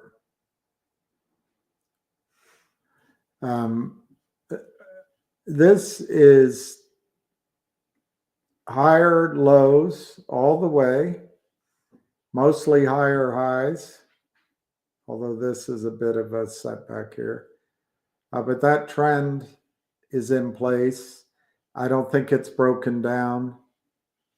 If it breaks through 41, but maybe it has to be closer to 40, right in here, 44. If I could draw the parallel trend line, I could tell you.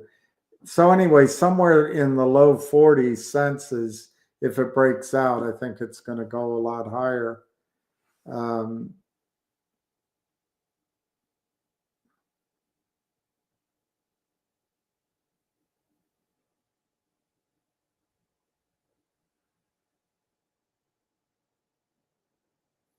Yeah, not much to say about that, but I like Railtown. I like Railtown.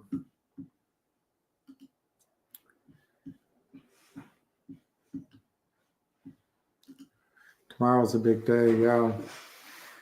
I've got my eye surgery tomorrow, and my dog is, he finally just is waking up. Let's see if the stink comes with him. which means I cleaned his paws, I cleaned his backside, I cleaned his right leg, but maybe he has something on his left leg. I couldn't clean that. Hey, poor guy. Everything you ate didn't stay in you very long. And you do stink. I got a bath for you yesterday, and now you're a walking stinker. I know.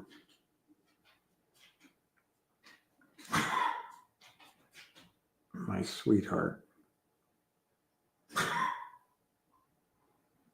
Is this a quality of life you want? Is it? Oh, I'm so sorry. I'm so sorry. I'm so sorry. I'm so sorry. I'm so sorry. You're mostly clean. I'll just clean your paws again.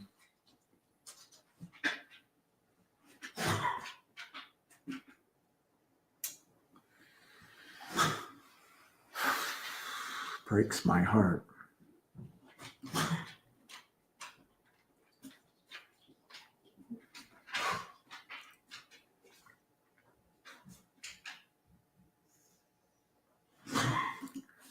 Yeah, maybe I'll get a pet sitter.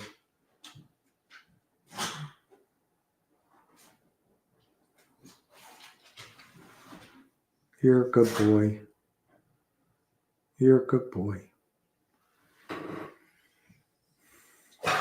I know.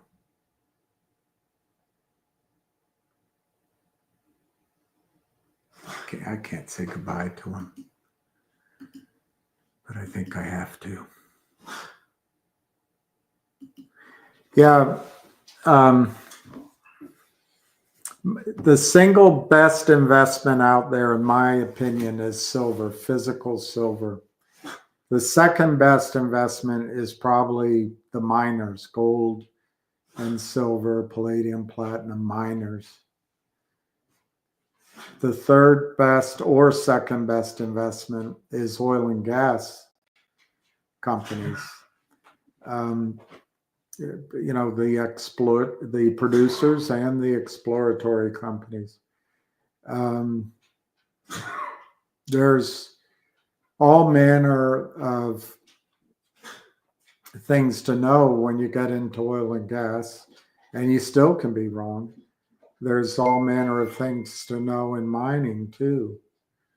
Most miners, the stories, there's things to be. Basically, as these things move, you're going to want to be in the best names initially, because you'll get 60, 70, 80% of the move initially anyway, with a fraction of the risk.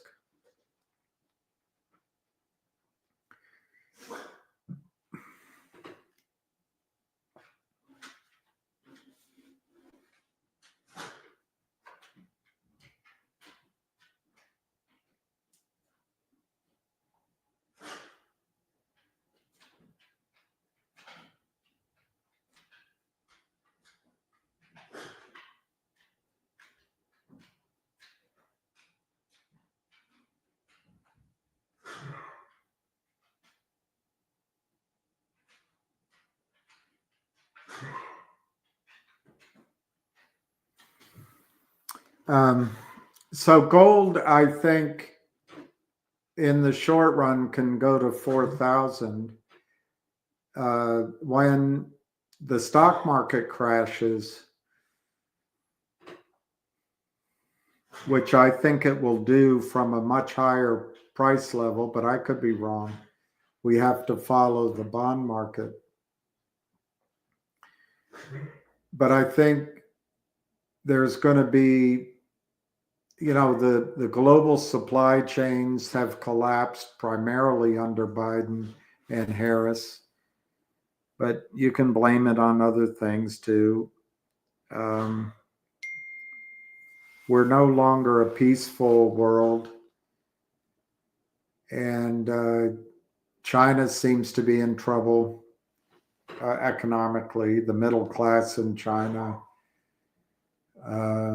possibly even the government in China. Europe seems to be in trouble. We may be, but I think you're going to see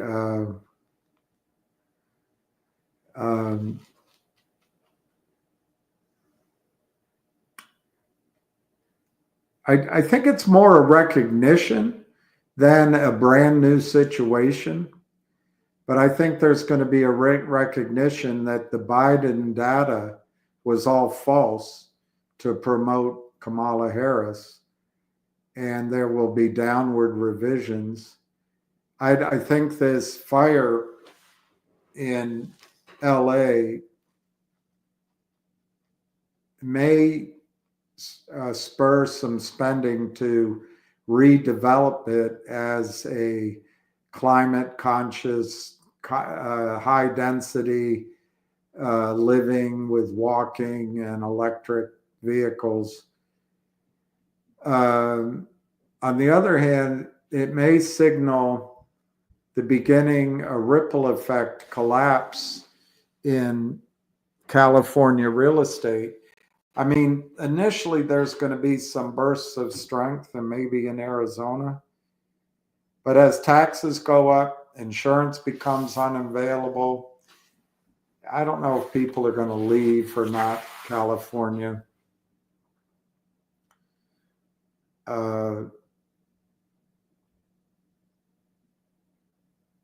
But anyway, Kyle, sorry, I'm just, I feel nauseous looking at my dog, and it's just,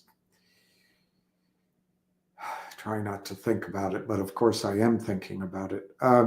So anyway, I think gold could run up in the general run up here in the next few months if that happens.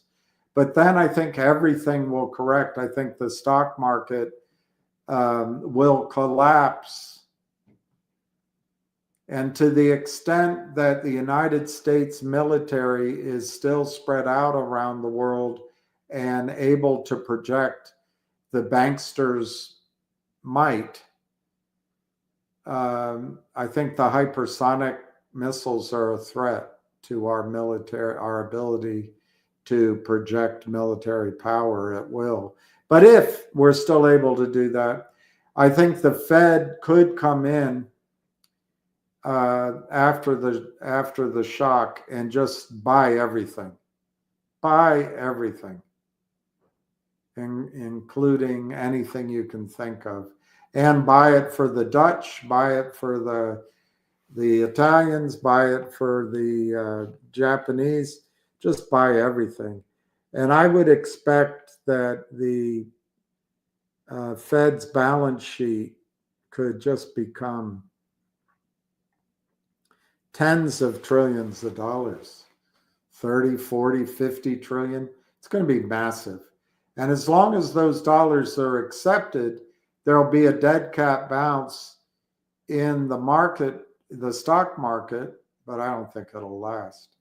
This next run up in the stock market, if it happens, will be swift, breathtaking, and the last time you'll ever see those highs ever again for 30 years. In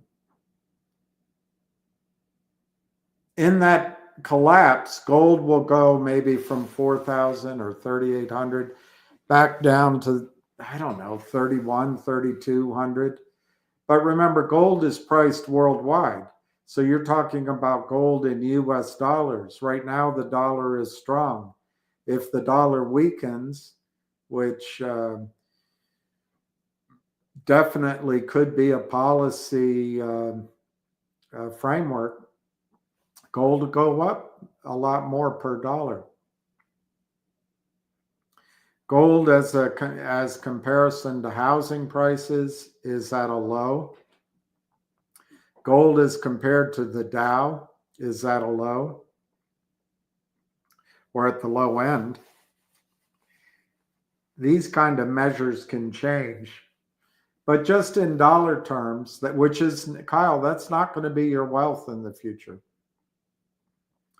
Your wealth in the future is going to be your friends and family, your resilience, your health, your body of knowledge,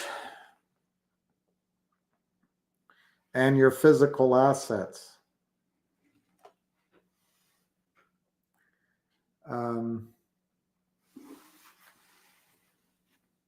So anyway, I think gold could pull back to maybe 3,100, maybe as low as 2,800.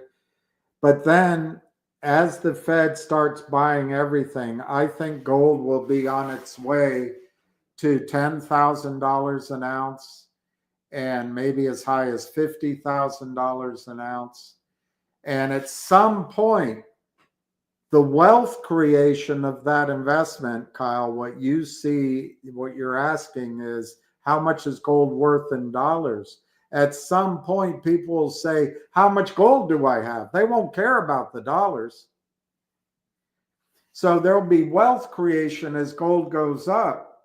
But at some point, gold will cross that line where it's not that gold's going up, it's that the dollar is becoming not only worth less, the dollar may become worthless.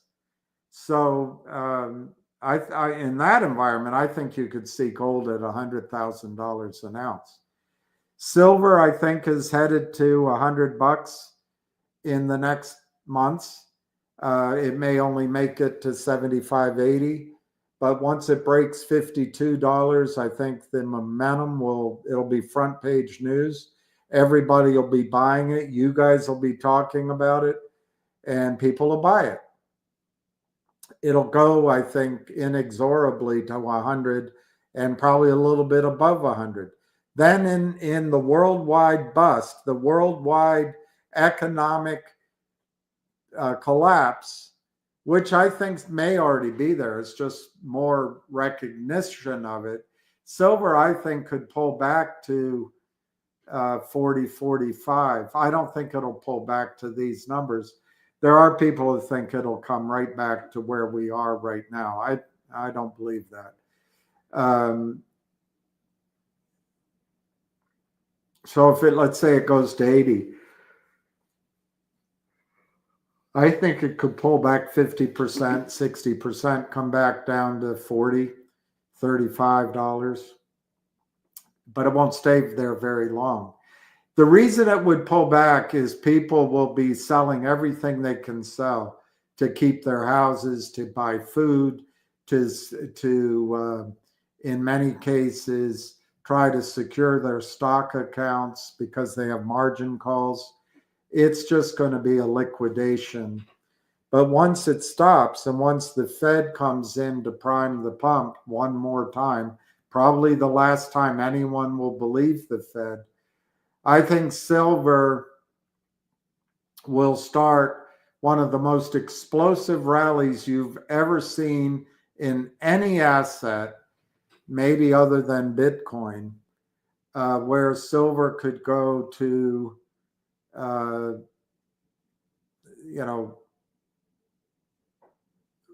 it's at $30 now. Silver could 10x to 300, but it could 100x to 3,000. I'd say within 18 months of now, maybe 24. But you could see silver at massive levels. Now, if I'm wrong, it'll just be stretched out. It'll take 5 years, but still that kind of run. Name an asset that's going to do that. Name an asset that's going to do that. But ultimately, I think silver can go to 30,000. I think silver can go 1-for-1 with gold at some point.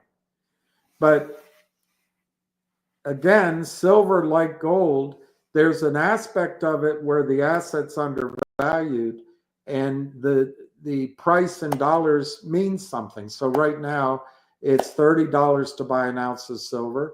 I think up to 500, up to 1,000, maybe up to $3,000 an ounce that'll be wealth creation for you. But at some point, that when it goes from, let's say, $3,000 or $4,000 or $5,000 an ounce, and it goes to par with gold, the rest of that move is just simply because the dollar becomes worth less and then becomes worthless. And the rest of it is just wealth preservation.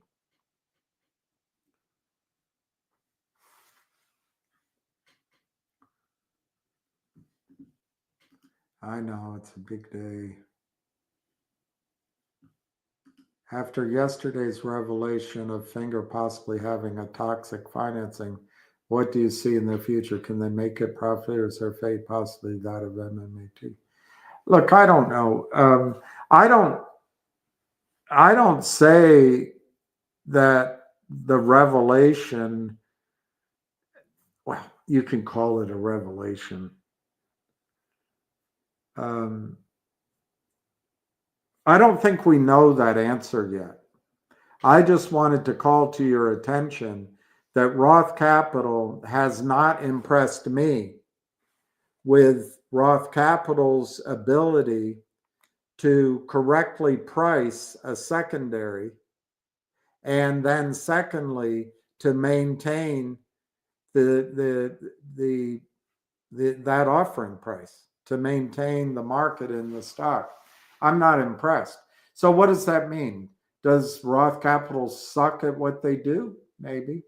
Or it means that Roth Capital just was a pass-through, maybe without realizing it, but who knows, to the short sellers to help cover some stock for Finger. I would guess all in that Roth Capital's a lot closer to Madison Avenue where Lynn Partners sits, and they probably are a lot closer to each other in country clubs and places of worship and schools and restaurants than you and I are. So it's at least possible that Roth Capital helped out the shorts.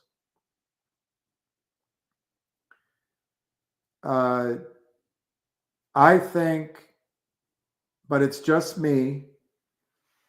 I've had a couple of people agree with me and tell me so, but I think the fact that the warrants were issued, so many warrants were issued, and they were issued at the same price. I don't see 150 as a floor.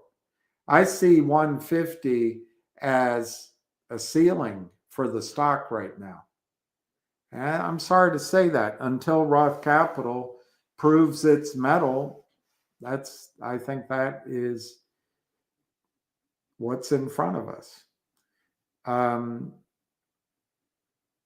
I think Finger is not an MMAT because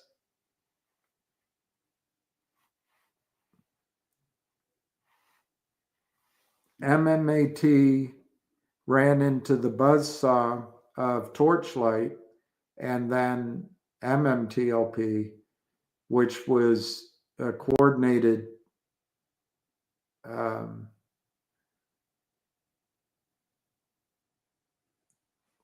slaughter of shareholders. But MMAT had a board that would not listen, and they knew what they were signing. They were warned, but the board has lawyers protecting them, lying lawyers protecting them. And it all looks good until you study the small print. And they didn't listen. I think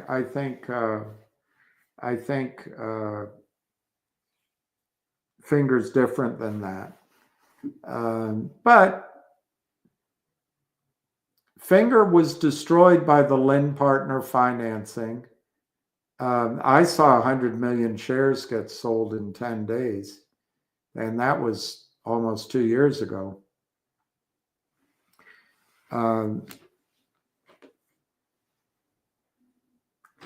Finger has a hard job ahead. They have to race to proving up revenue, cash flow, and earnings ahead of their next financing. If Finger needs to raise money again and they don't come to us or they don't get it in the debt market, yeah, it's going to be tough. It's going to be tough.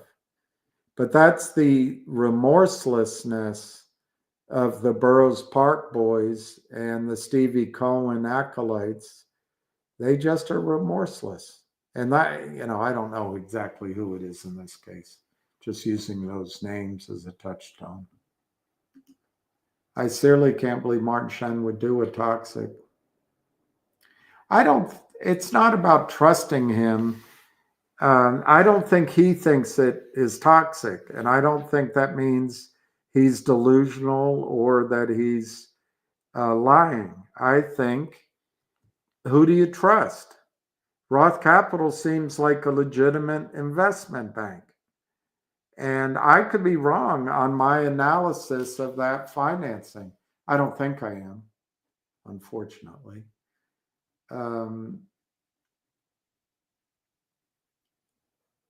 But it's not over, Kyle.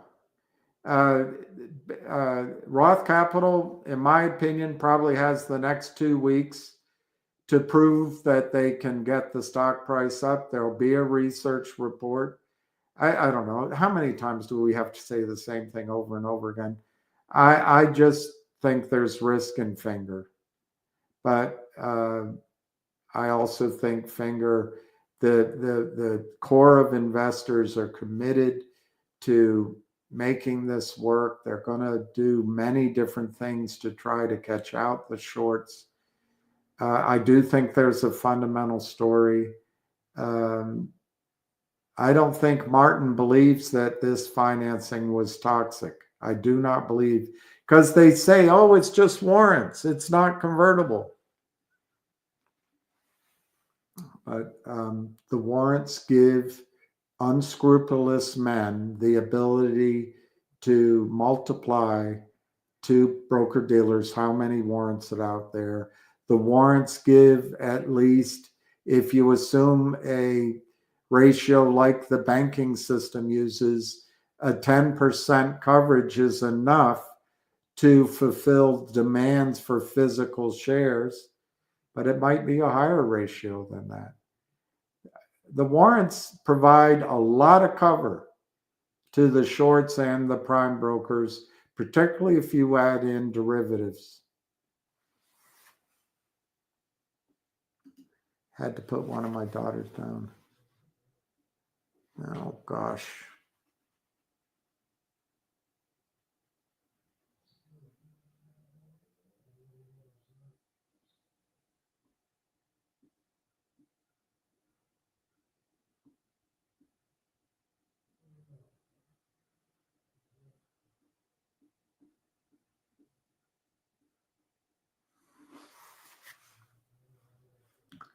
I know, David, you have been saying that the economy is fake. Freight volume is still going down. We are in serious trouble. I think you're right. I think we're in a lot of trouble, but I think the markets can, there's two dynamics in the stock market, maybe three. One is everybody buys into these things like ETFs or mutual funds or managed money, and they say just reinvest the dividends. Well, so and retirement accounts, there's money that just keeps going into the same stocks without thinking. There's no new analysis, just buy more. That helps kind of keep these stock prices going up.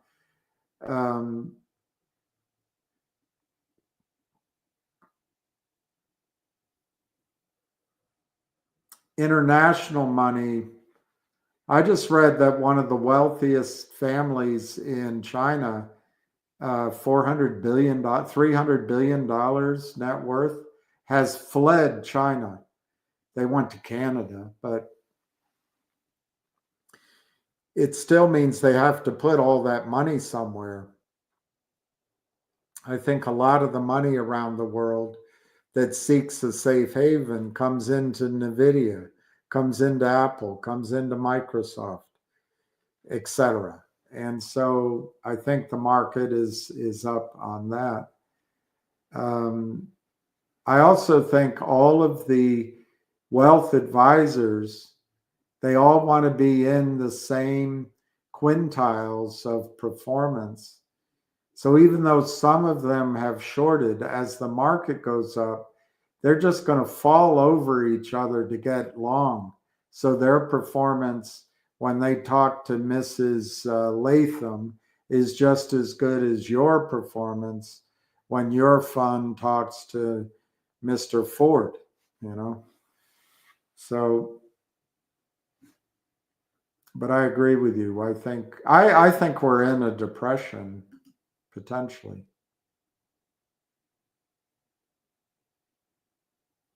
Can he be this clueless? No, I could be wrong, Kyle. I could be wrong. But what you still don't know, Kyle, and I don't know, I just,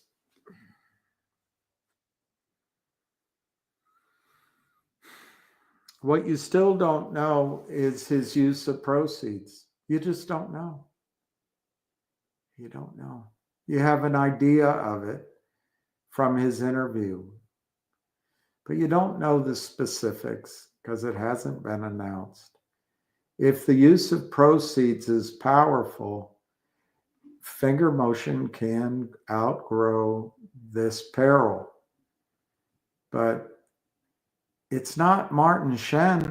Well, I don't know what to tell you. I don't know what to tell you. The corruption starts with guys like Stevie Cohen, who at an arm's length hire attorneys like Nadich or Gibson Dunn to put documents together, and then they train guys like Jeff Easton or Ari Rubenstein to go out and find CEOs. Then they change the rules so the Merrill Lynch rules in effect. So any stock under $5, there's no natural buying and it's just selling. They change the type 1, type 2 rules to all electronic. I've gone through it so much. Everything is against the microcap stock. And the CEO cannot raise money except through liars like Jeff Easton and Aubrey Advisors. So you can get mad at the CEO all you want. They are just as much under assault as you are. Martin Shen is building a company. He is building revenue. Can he do it ahead of his cash needs? That's the bet. And I think the criminals know they can get that stock price down. And then like MULN, it becomes a self-fulfilling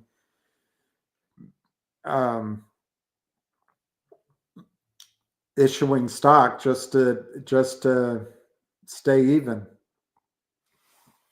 I don't know that that's going to eventualize. I don't know if anyone can help me. I think my sister might be able to, but her cat is also having problems, so we'll see.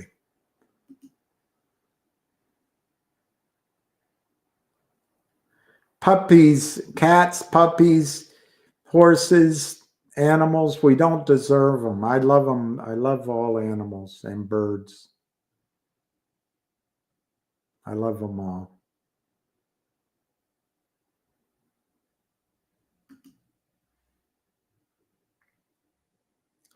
You did? You sold Wolf to get RF? That's the wrong symbol. I think that's my fault. It's RLAIF. RLAIF. RLAIF. I hope that's not a real thing. I looked it up. It's something like Real Learning AI something. There's a whole industry that's called RLAIF.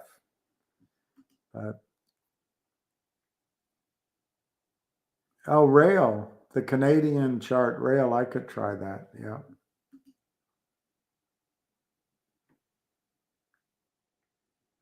I don't say it's garbage. I don't say it's garbage, Pete the Greek. I don't know. We'll find out.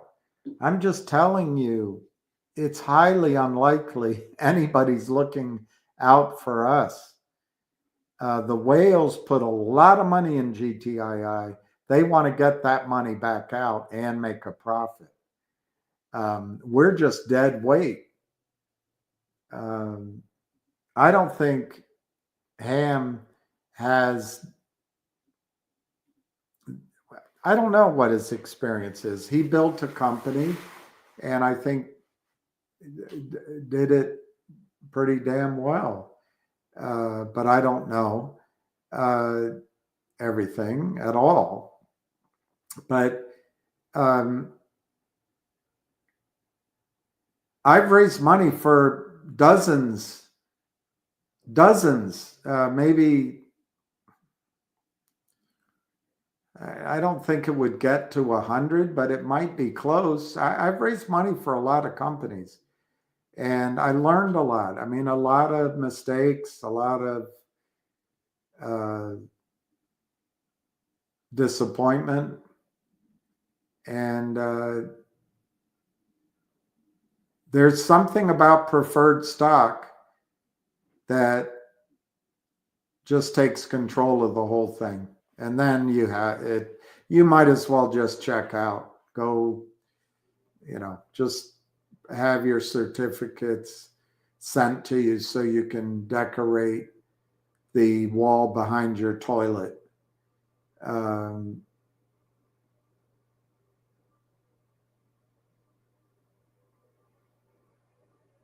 I doubt Ham read that document. I didn't read it. You saw me read it. I didn't spend a lot of time studying it. I think it's a waste of time. I really do. These guys are constructing something that's going to benefit the whales and it'll benefit the court and benefit the people involved. It's a whole new ballgame. The trade is over. GTI as a trade is completely over. You may get an opportunity to commit new money in a situation. But Pete the Geek, you are, let me go see if I can find a marker. I think I know where they are.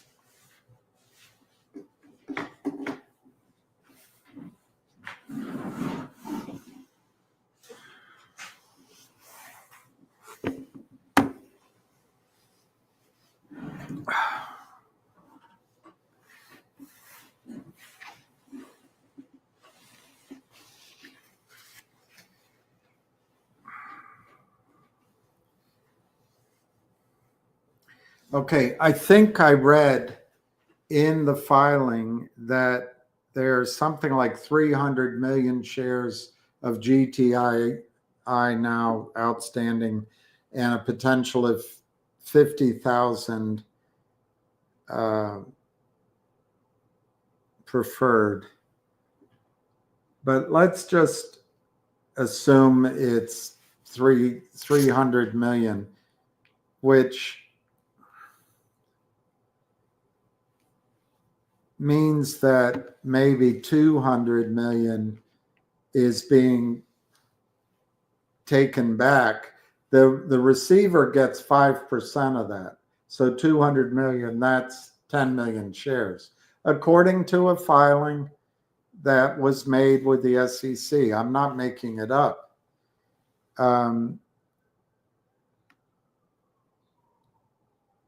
So that's more shares than you have.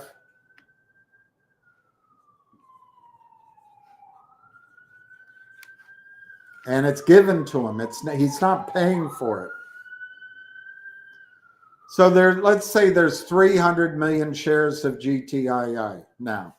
It doesn't matter. It's just an example. Let's say there's 300.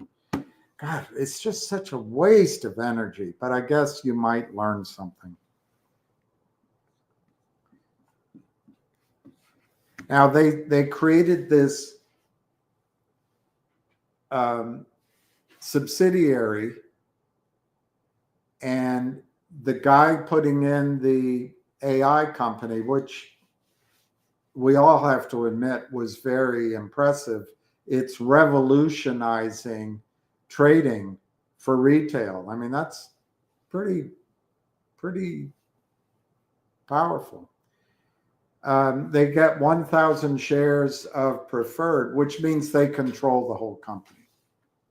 They control who gets shares. They control whose salary, who runs it. They vote everything.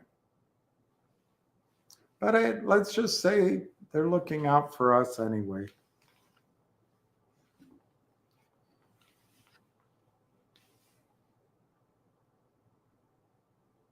All right. That company came in for 1,000 shares of the preferred. So it made my example the other day moot. They didn't take common stock at all. But what did they get? They got control.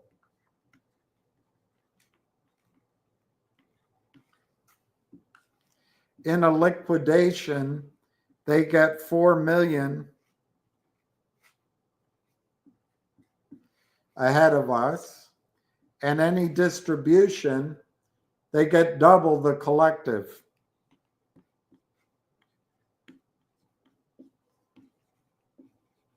And I have no idea what else. So they put that in. They got 1,000 shares. They will have at settlement control of the company. In a liquidation, they get that money. And collectively, if there's a distribution to us, they get 2 times that up right away. So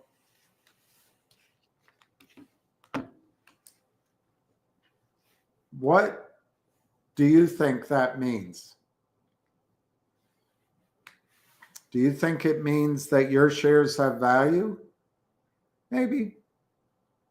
Maybe this AI company is the first of several acquisitions.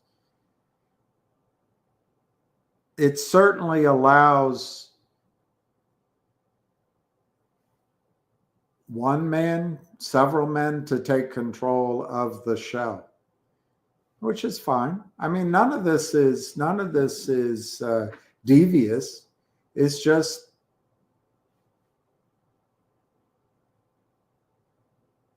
are they looking out for shareholders as their first goal? And should they? They shouldn't have to. So anyway, I guess by this initial structure, we collectively maintain control of the common stock and a large percentage of the company.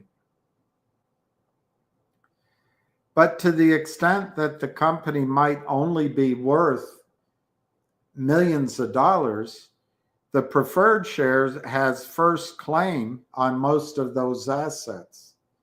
And they control it, so they could make a distribution and they'll get 2 times whatever we get. But I guess your argument would be, at least we get something. So there's a lot more to be revealed. I'm not saying it's garbage. I'm just saying it's complicated. It is not clear to me that we're going to make money back. But Pete, if you want to buy more, you want to spend time on it, maybe there's a trade there. I would suggest that you come in the preferred stock and you'll do much better, but I don't know if you'll get that opportunity. If this AI company is the first of companies they bring in, who knows what the next company comes in at and how much of the shell they demand. But common stock just became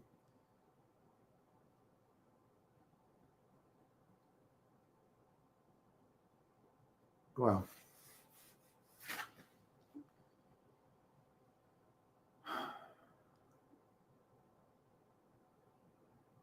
I can't think of who to ask right now, but I will try to find out. Preferred stock is the way that people come to take control of the company, and that's what this does. Is it good? Yeah, sure. It's good. It's great. It's great.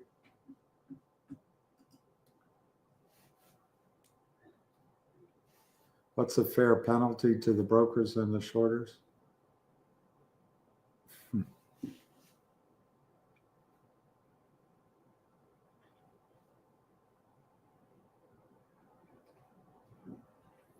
Well, if it's decided legally, they will have to determine who was harmed and by how much.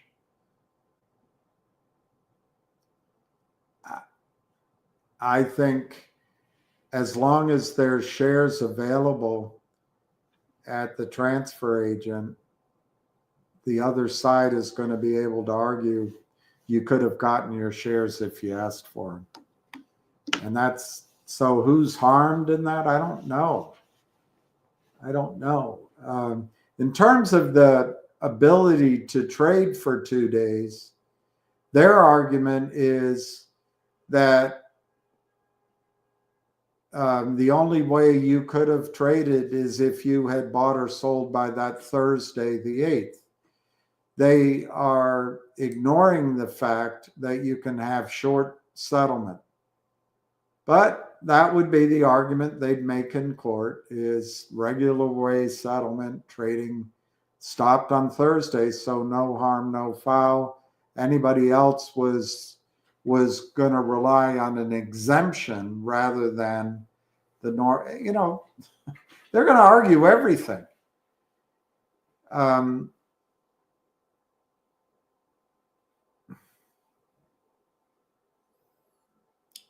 I don't know what the fair penalty would be. I think they should go to jail. But, you know, at what point, if regulators look the other way for year after year after year, does that become policy? And I don't know. Would they settle as one group for MMTLP? With the shorts and the prime brokers? Right now, no one's broken ranks. If I were there's 105 broker dealers. If I were the broker dealers, I would be clamoring to make a settlement with my clients. You know, 85% of those broker dealers are caught up in something, they didn't make a lot of money, they don't want to be there. I think of a company out of Richmond called Davenport and Co. Good company, small, regional. If they have some shares, they didn't play that game. They don't want the liability, so just settle up. So I don't think they'll settle as one group.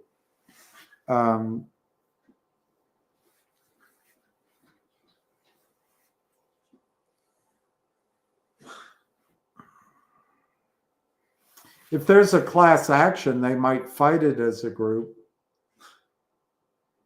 But I don't think they'll stay monolithical at all. Like I say, 80, 90 of those broker dealers are going to try to settle outside of any kind of lawsuit. Yeah, I always screw up the symbol too.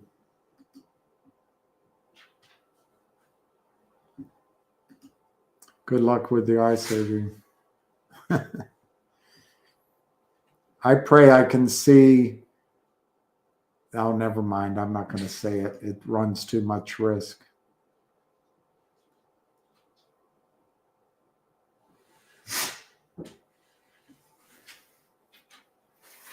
My name is listed with the others on the GTII case.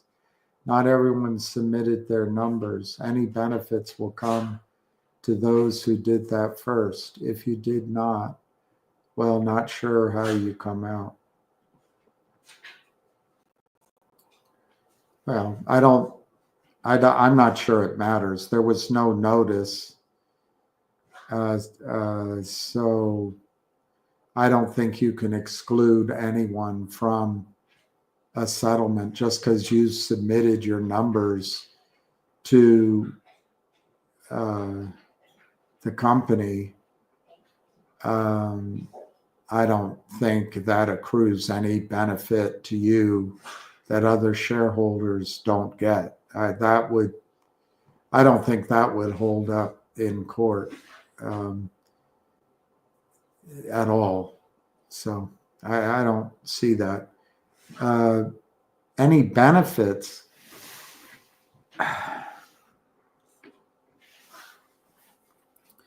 Let's say they bring in another company and the other company comes in at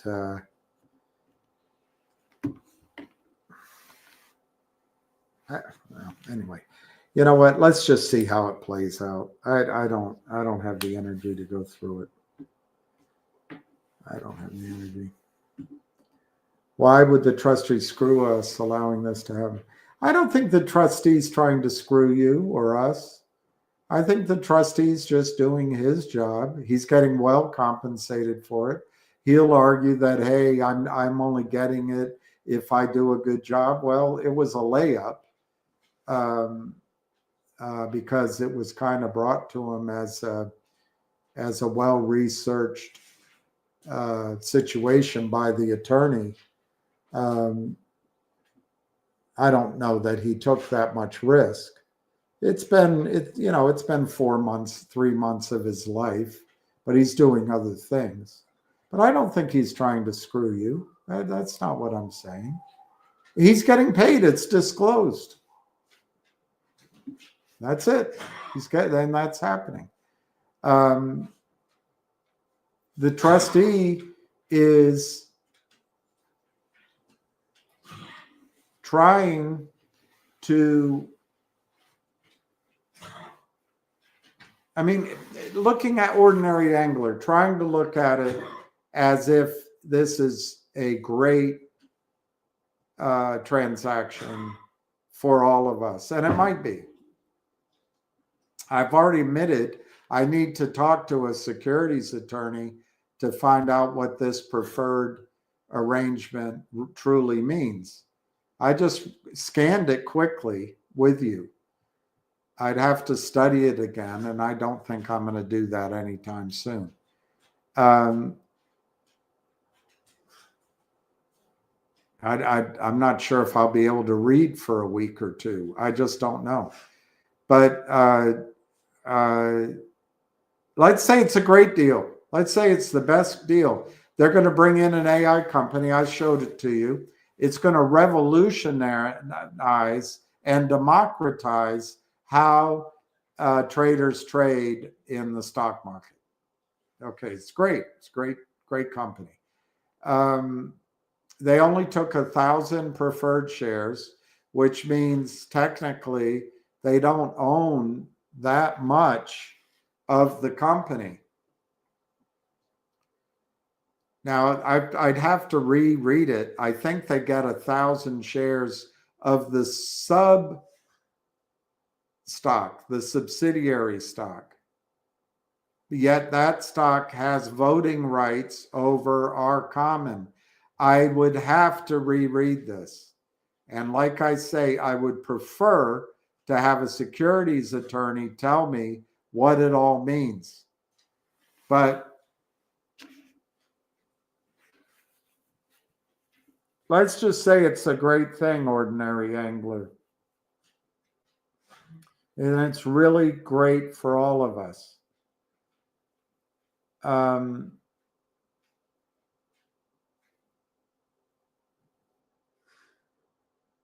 What do you think is going to happen to our shares? Do you think the stock price is going to go to $1? Or do you think it's going to go to 10 cents, a penny? Is there going to be a short squeeze because this is so dramatically good? My guess is what's going to happen, they're going to do a reverse split. And maybe they'll acquire another company. I don't know. But they're going to use this shell. And I think the receiver would be very good. I think he's a diligent guy. I think he'd be very good at getting the new GTII onto NASDAQ if that's beneficial, and then raising money and doing something else. But I'm not saying he's trying to screw you. What are his alternatives? Is there an alternative company coming in? If I were a company coming in, I would want control. And the way to do it is with preferred stock. You don't need a shareholder's vote. In this case, the receiver can do it without a shareholder's vote. And if you want to just assume that the receiver is completely 100% working for us, okay, I believe you. He seems like a straightforward, honest guy from my interactions. But it's also at least plausible that this is a way out for shorts, the Alpines and the rest. Get somebody in, and I'm not saying he's working with those guys. Don't get me wrong. But you get somebody in as a receiver, and I'm not saying that he's working with any of the bad guys. But once somebody's in as a receiver, if they work in the interest of a company coming in, and you make a settlement, you make a deal, and then there's a reverse split, you're helping the shorts. And maybe it's coincidental. I don't know, Ordinary. I don't think it matters. The net effect is the same. You don't have to blame anybody.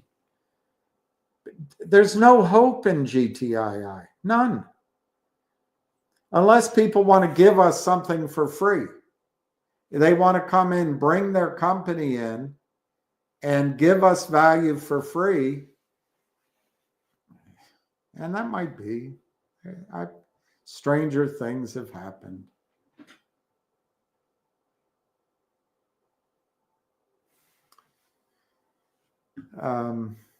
Deacon, any thoughts on the most recent data shared on the MT share counts on the 105 brokers? I don't know that number. Last number I heard was given to me in confidence and it was not 100% known. Deacon, if you don't mind, can you type what the number is? And I'll give you my thoughts.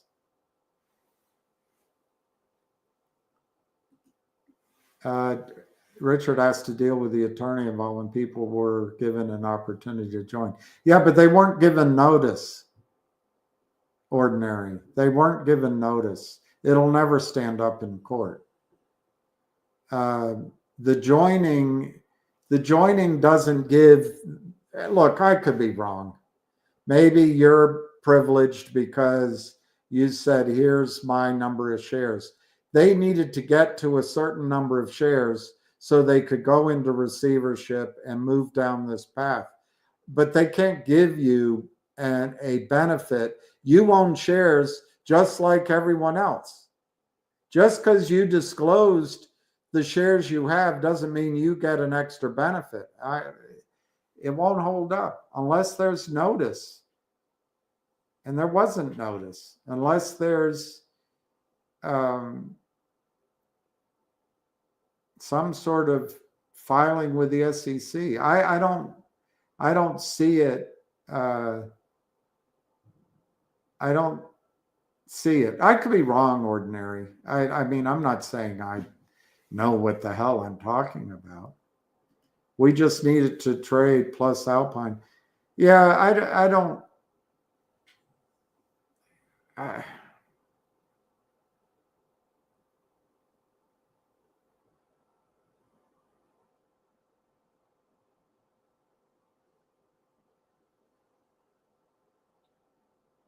If it trades, which I think the receiver will get it trading again. He's very good at filings and the details.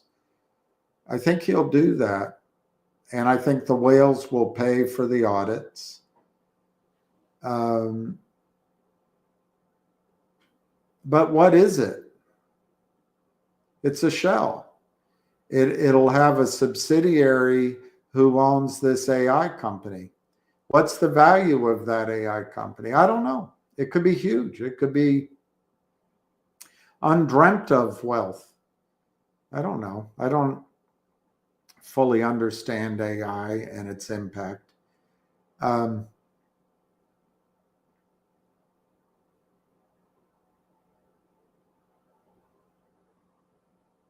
It may be that the receiver demands that the 350 million shares or whatever it is stay out as 350 million shares, and he does not recommend a reverse split. It may be that.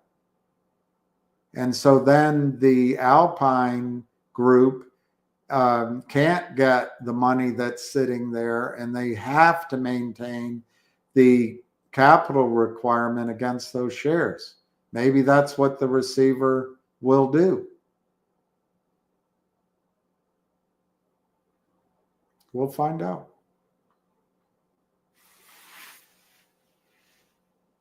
Nextbridge does not have a symbol. Oh God, are you serious? Do you own MMTLP? Nextbridge doesn't trade. So it doesn't matter what the symbol is. It doesn't have a symbol. So what's the price of preferred? Yeah, it doesn't seem to trade. We'll find out. You know, I didn't study it. I just read it while Ham was talking. And I personally don't think there's enough detail in the filing to know what all the players, all the angles. It says they report owners of 10% or more. That leaves out a lot of significant owners.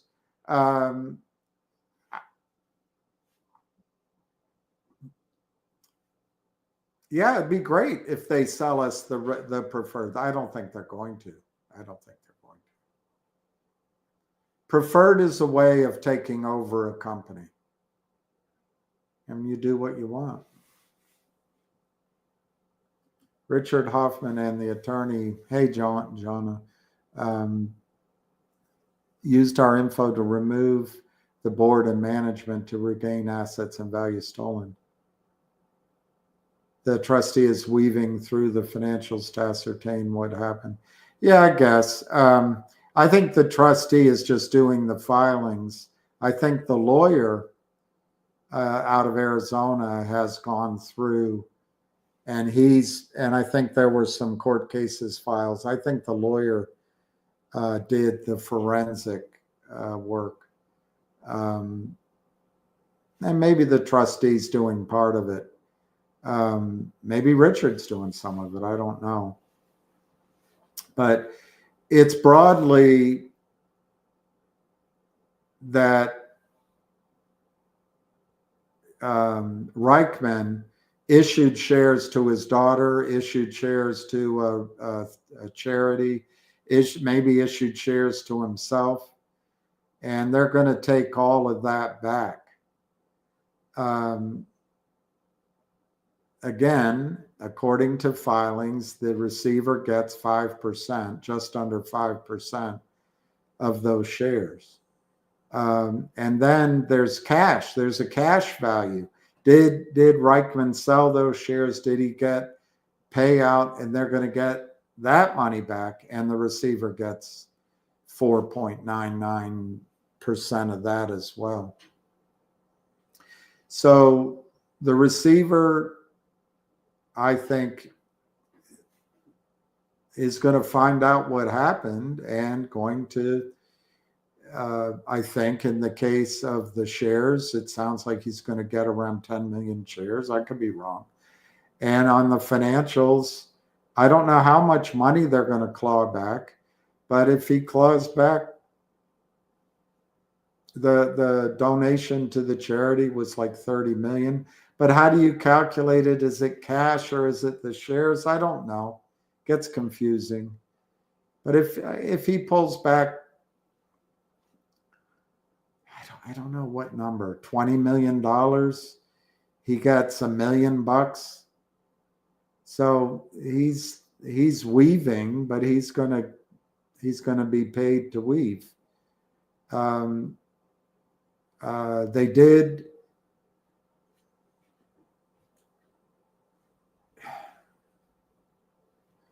To remove the board and management, I think the shareholders were able to appoint or nominate or vote for a receiver and maybe get it into receivership, more importantly. And I think the judge approved the receiver. But I think they used our names or votes to get into receivership voluntarily. And you're right about that.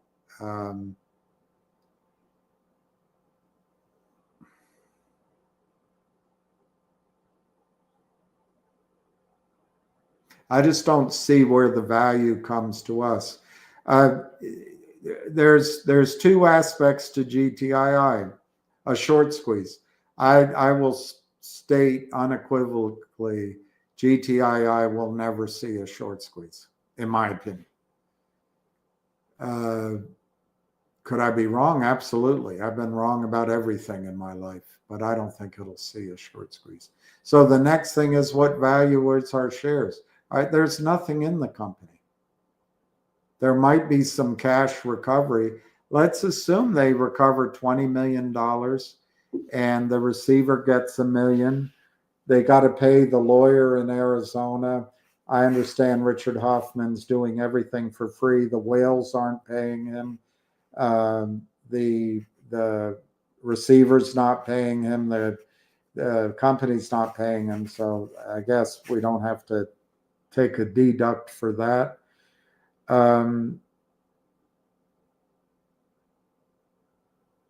Then you've got to pay auditors, the court. There may be a fee that goes to the judge, filings.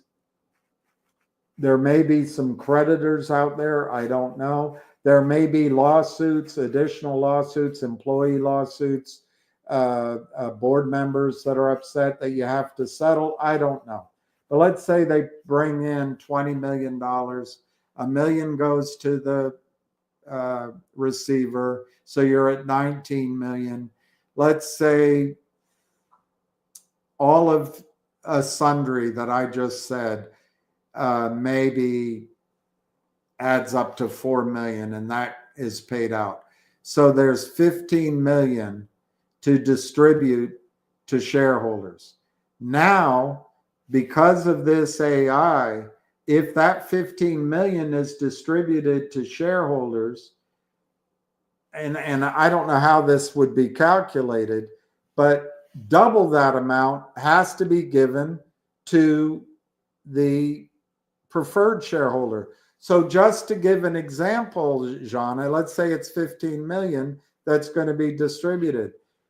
In my very simplistic understanding, and I stand ready to be corrected, they would give 5 million to us and they give 10 million to the preferred shareholders. And the receiver might own 5% of that company. I don't know, 4.99%. I don't know. I don't know if that would be disclosed.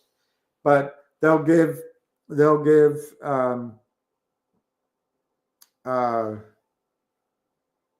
10 million to the owner of that preferred, 5 million to us. So $5 million divided by 350 million shares equals a penny and a half, 0.014. We each get a penny and a half.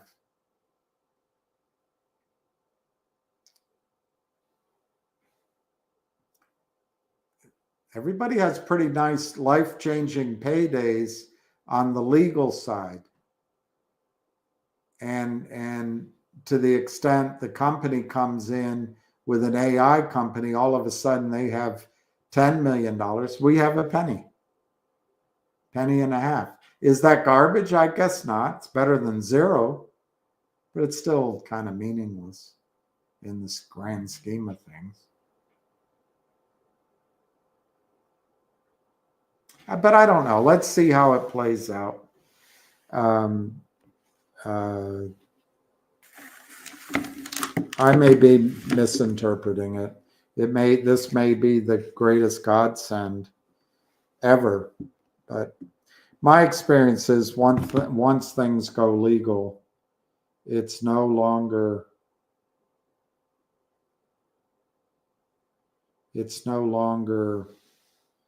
a financial investment. And we won't end up with anything really very much. So anyway, that's just my opinion, Jana. I don't know. I may disagree. There's no hope. Yeah, I'm not saying there's no hope, but I'm just not saying there's much reward. Joining was just to remove the board and management. Yeah, okay. But then that means I'm correct that those people who joined don't get a special treatment versus those who didn't, probably. On X, that Trout guy showed the data he received from Berta and the allegation for the 105. So this is Trout, Trout. All right, I'll look it up.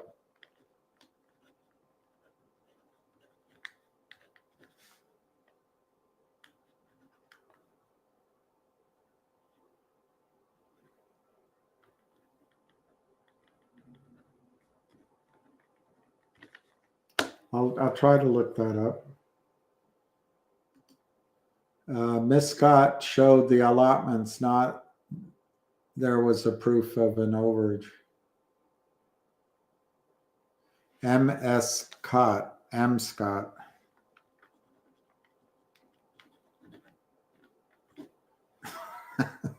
I'm confused how I find that.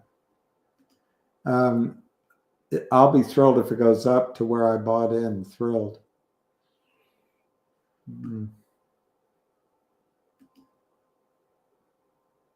If Trump doesn't want,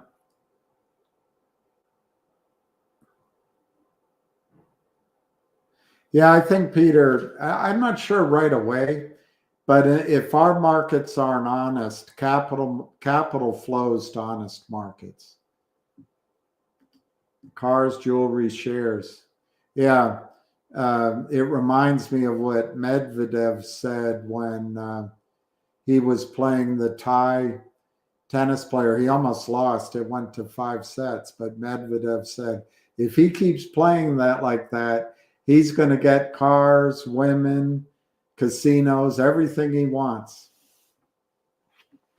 Yeah. So, all right, here, some thoughts on GTI preferred. Could it be possible they have to issue preferred shares in order to control and overvote any? Yeah, that might be it. They just want to get around the fraud out there. That could be totally correct. Yes, that could be. They want to avoid, Peter, the potential that the criminals could have a voting input. In other words,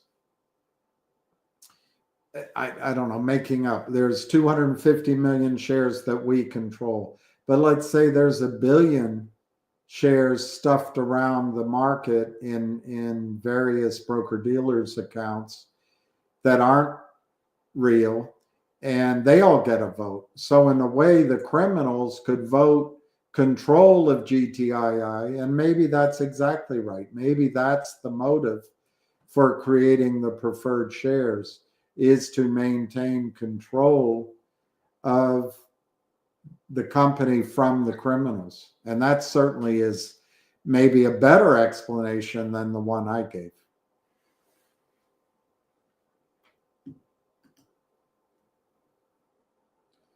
Alpine is off the hook.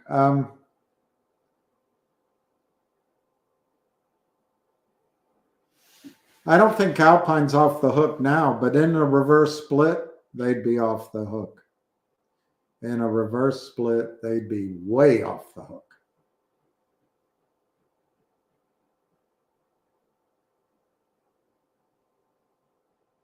And Alpine may be compliant right now in terms of its maintenance requirements. They've had plenty of time to move stock out.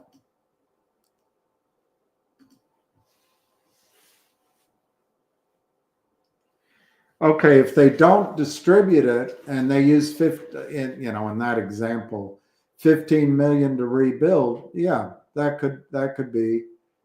But they're still going to have to bring in assets and issue shares to do so. Yeah, but that's an interesting point. Acquire other companies, yes. I think that's a very, very reasonable way forward, Jonah. I think that is. Disagree. Okay. You're not the first person that disagreed with me. I even disagree with myself.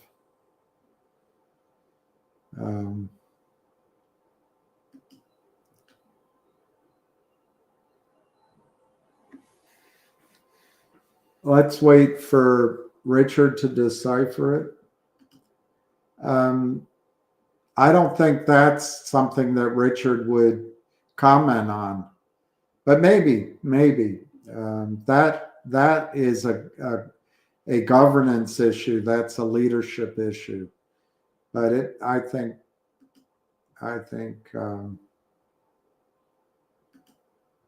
it makes sense. I forget who said it. Peter, I guess, did.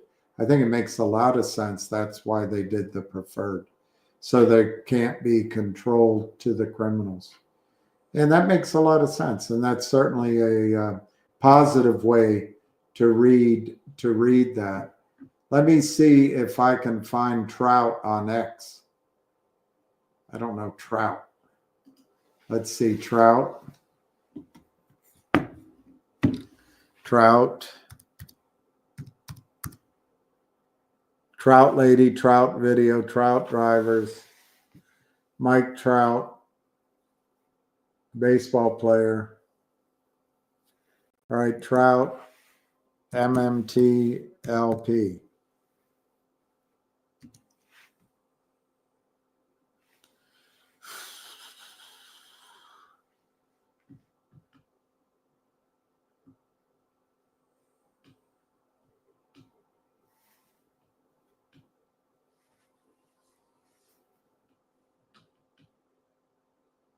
I'm blocked from viewing Green Hills 303.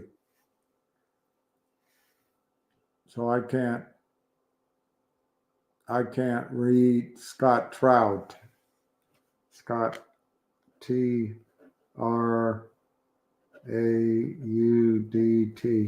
He doesn't let me follow it. So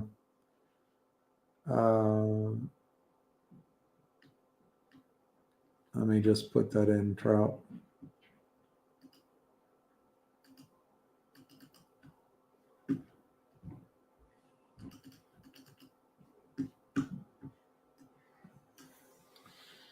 TRAUDT.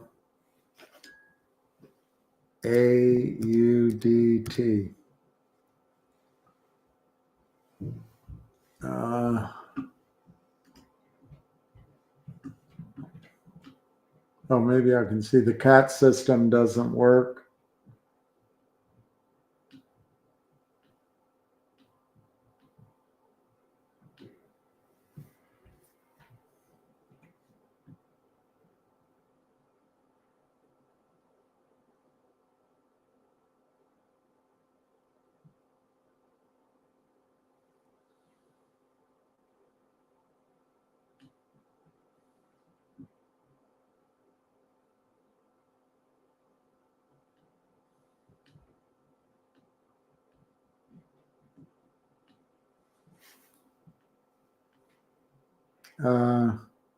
Time to come clean, John Berter. You were paying Andrew Yegney.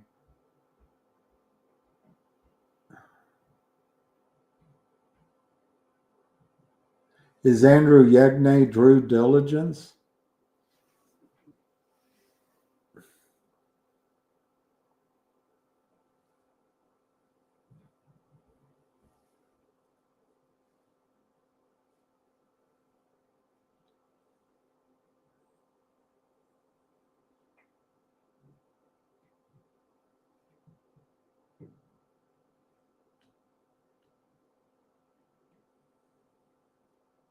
Trout versus Rubenstein.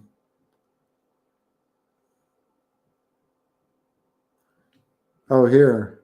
What would you do with this information? All right, let me see. I can show you this, I think. I think I can show you this.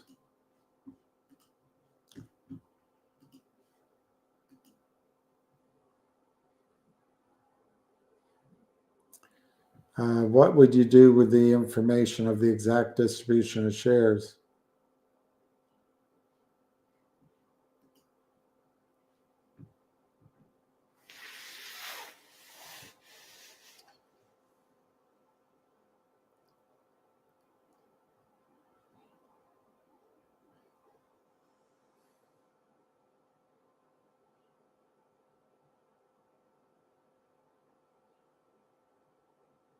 The numbers are out there. Let's see if this. All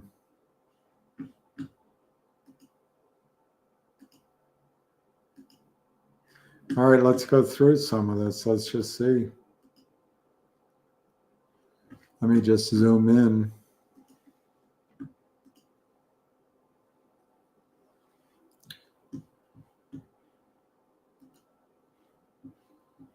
Okay.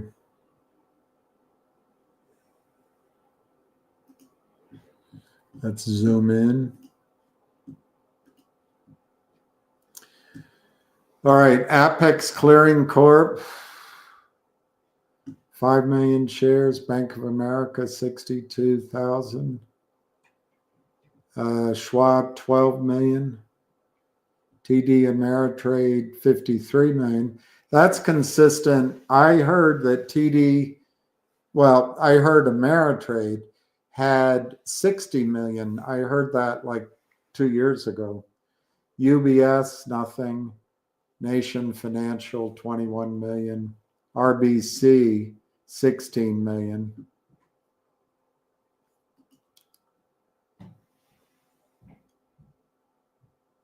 Charles Schwab, 12 million. That's the same page. JP Morgan, 1.7 million. E-Trade, 13 million. Pershing, 1.2. Interactive Brokers, 3 million.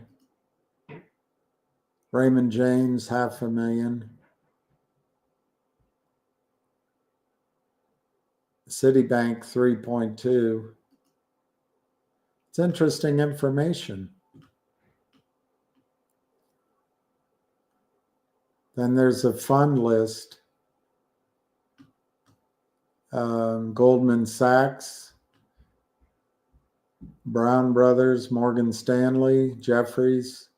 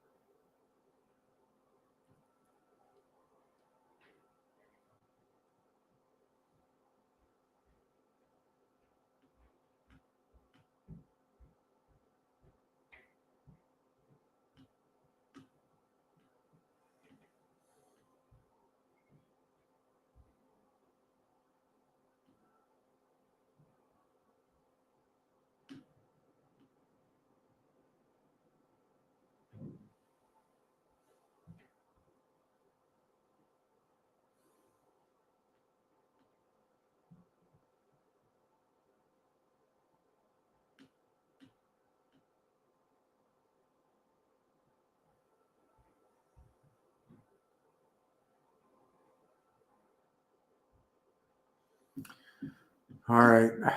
I don't know what I think of that information. It gives you what the DTC allocation is, I think, but it doesn't tell you how much over firm is in terms of shares in their system, or that they say their clients own. I don't know.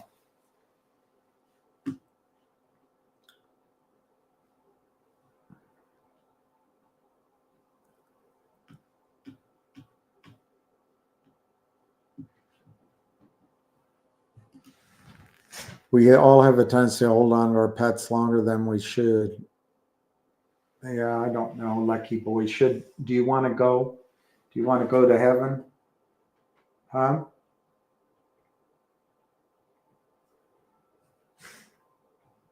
Yeah, I don't think I'm going to have him more than a couple more weeks. NTRP has announced their 10Q. All right, I'll look that up. Paris. Yeah, Paris. Do you want to go meet Paris? Huh?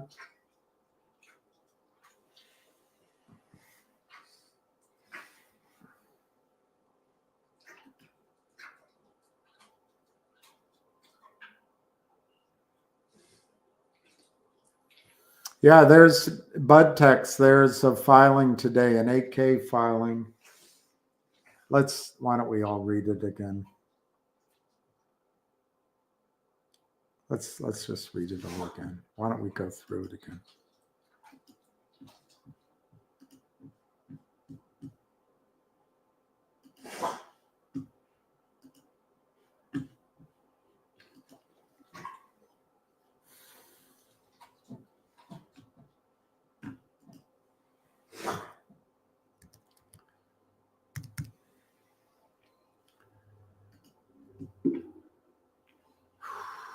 Current report.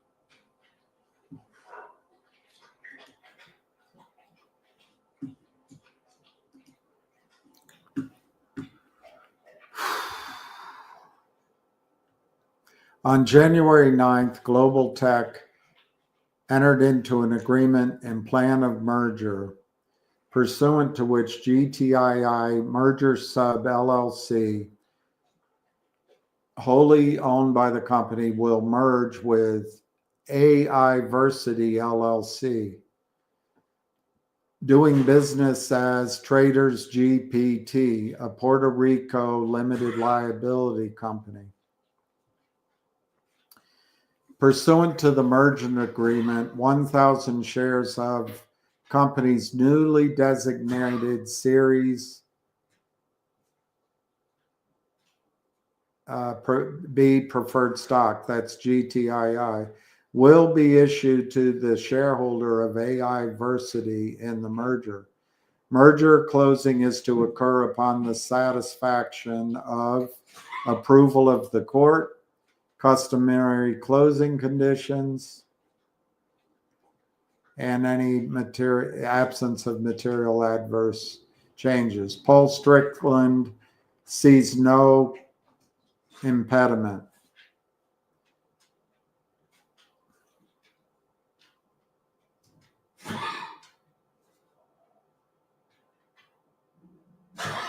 Any representations and warranties will not survive the merger, and they're only made as of this merger agreement.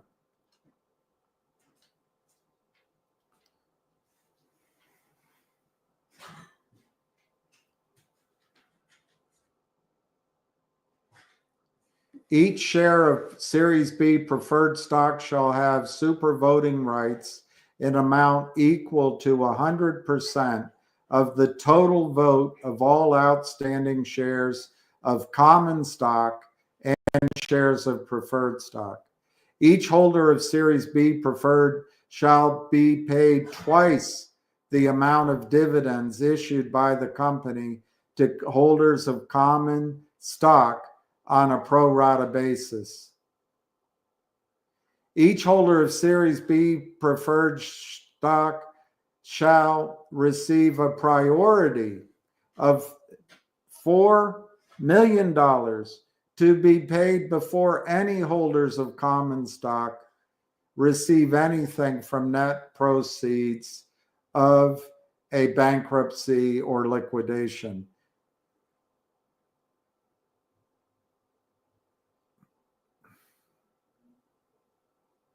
The Series B preferred stock is freely assignable and transferable to anybody.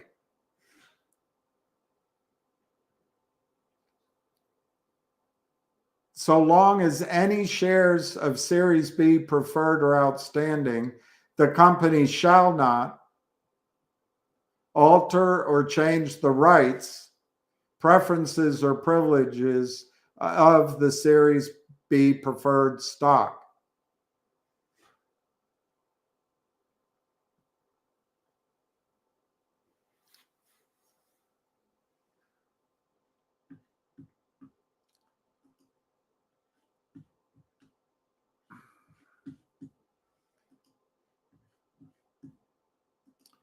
Certificate amendment or withdrawal of designation. GTII Industries Group. Series B preferred stock. Pursuant to section 78.1955 of the Nevada Revised Statutes, the undersigned does hereby certify. Paul Strickland. Whereas amended and restated articles of incorporations authorize the issuance of 50 million shares of preferred stock.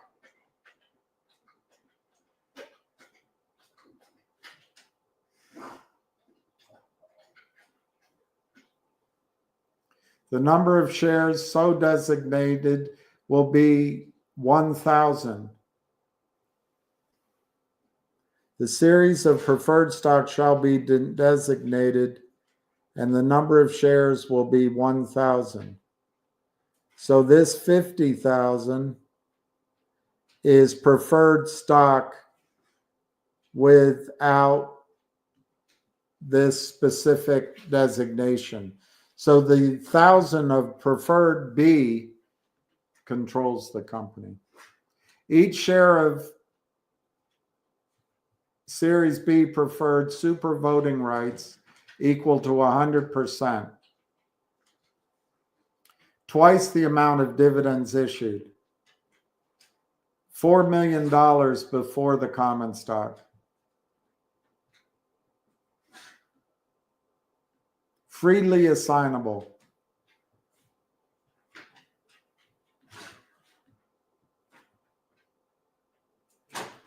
President or vice president, secretary, or receiver of the company are authorized and directed to prepare and file this certificate. Paul Strickland.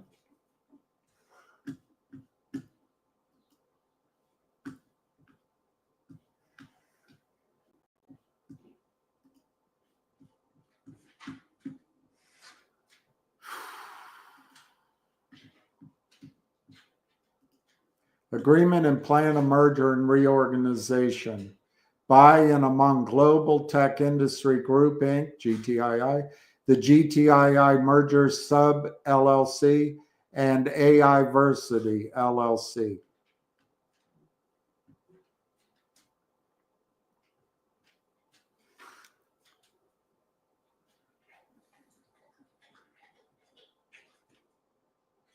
The board of directors had determined that the merger is consistent and in furtherance of long-term business strategy and is fair and in the best interests of its stockholders. It's a tax-free reorganization, mutual benefits,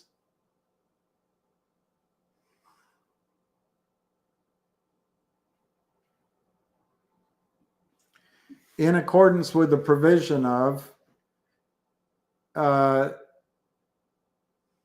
the company shall be merged with and into merger sub, and the company shall continue as the surviving corporation of the merger and shall retain the name of the company. Merger sub and company are sometimes referred to as constituent corporations.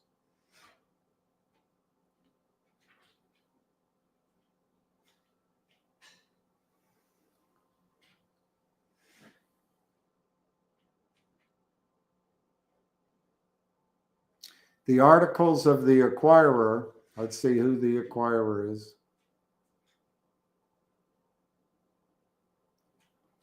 So GTII is the acquirer. The merger sub is merger sub. And Iversity is the company.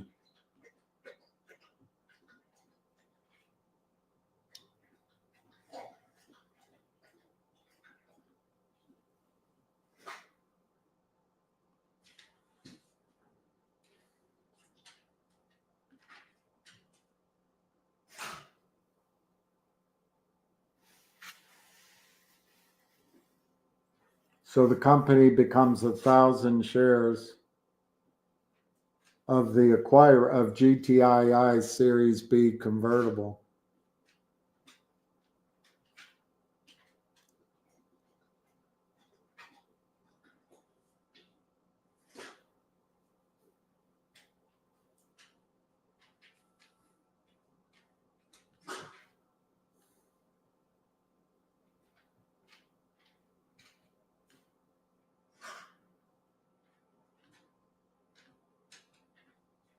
The capitalization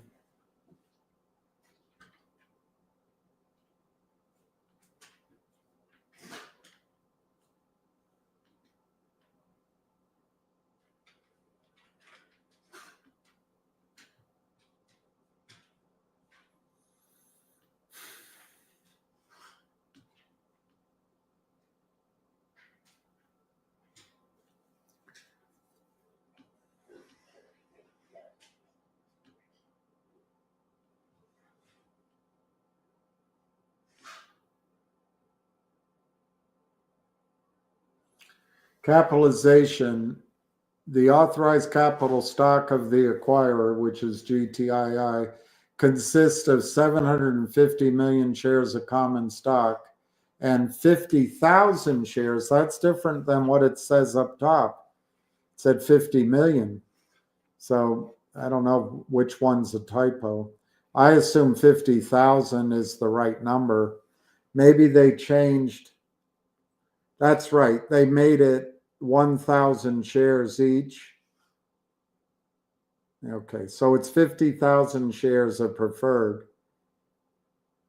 As of the date hereof, there are 339,662,569 shares of common stock and 1,000 shares of Series A preferred stock. Where'd the Series A come from? I thought it was Series B, preferred stock.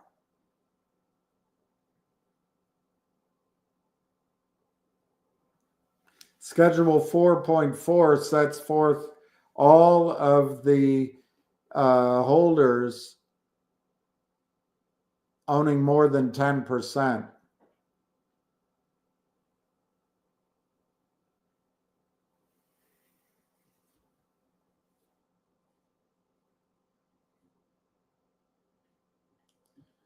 The acquirer does not have any commitments to issue shares in addition to the numbers of shares other than those shares of acquirer common stock to be issued pursuant to the merger and pursuant to certain convertible debt notes.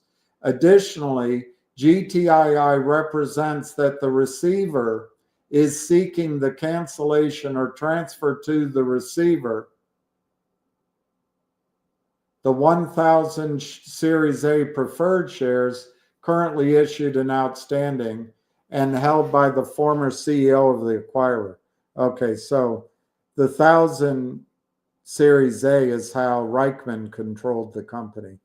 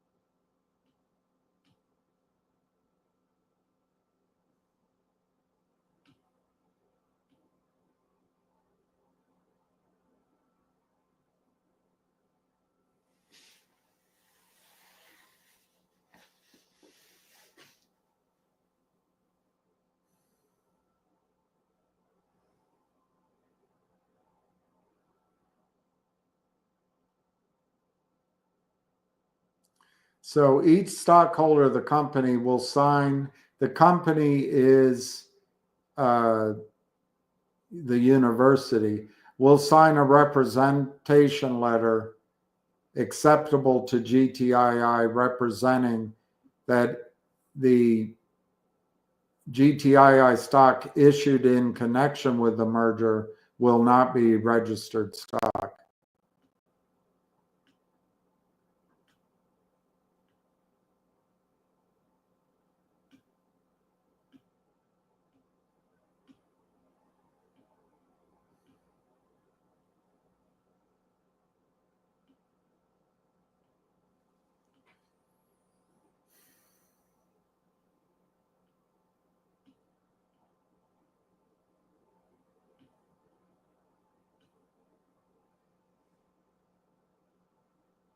The party desiring to terminate this agreement pursuant to clause 9.1b error, reference source not found, or section 9.1d shall give written notice to the party in accordance with error Reference source not found.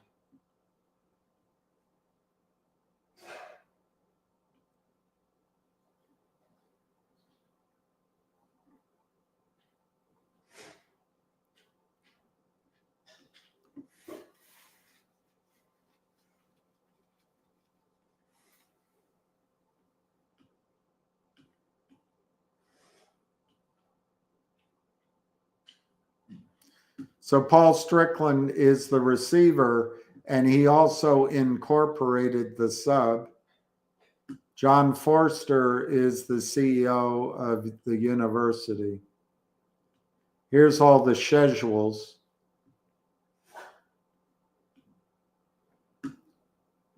Here's the terms B. We already went through their details. And that's it.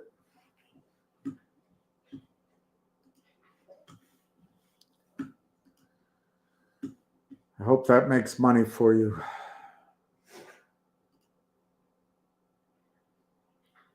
Yeah, I know. She's running up there with the angels, and she'll be there when you get up there.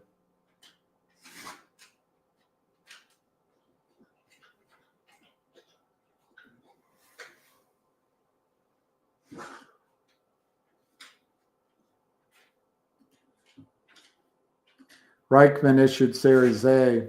Yeah, to control the company, I think.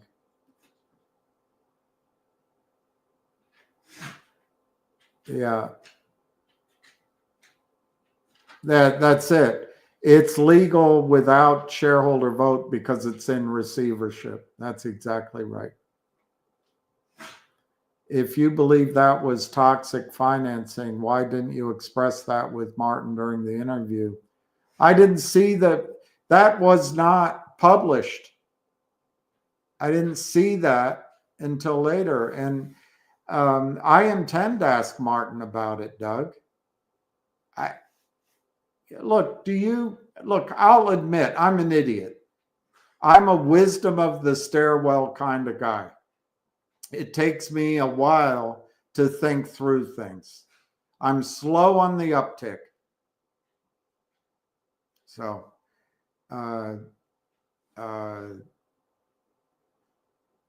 you want to get mad at me that I didn't know when I was talking to Martin? I think I did a reasonable job of getting Martin to talk about the financing. And Martin thinks it's good financing. I'm not sure it isn't good. It might be good.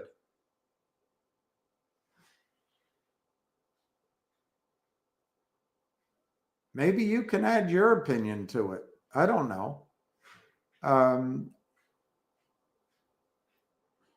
Why did they issue warrants at the same prices of the stock? Why did they issue 1.5 warrants with every share of the stock? Why? And I think I might have asked that question on the interview. Doug, I don't know how the criminals do it. I could be wrong completely. Maybe you can fill me in.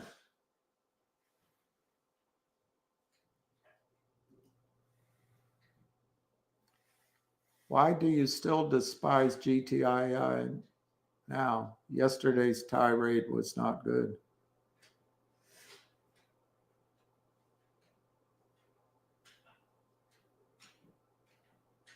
I despise the criminals. I'm sorry my tirade was intemperate and not good. Mike, GTII is the greatest thing. Pour more money into it and focus on it. Use all of your waking hours to focus on GTII, and you will be well rewarded.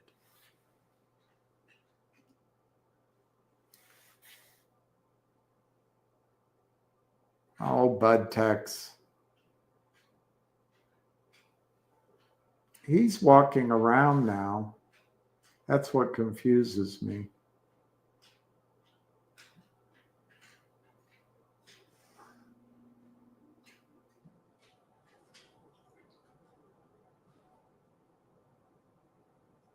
Gosh, you're filthy.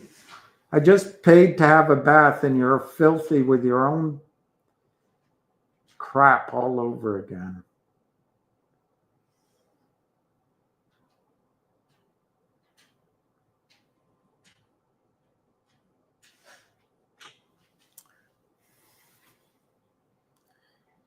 Can GTII be bought later when a deal is done? Strickland is throwing shareholders on the bus. I don't know that he is. I think he's doing the procedure that has to be done. I don't know that he's throwing shareholders under the bus.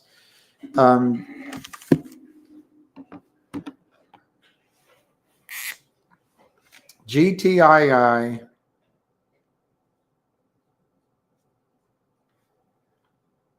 is a shell. GTII has 330 million shares outstanding. That's GTII. I believe whoever owns or controls the AI university is taking over this shell.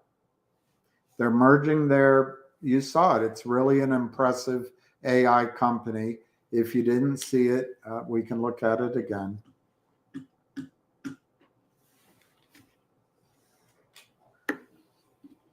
I mean, it's stunning in its breadth and its scope.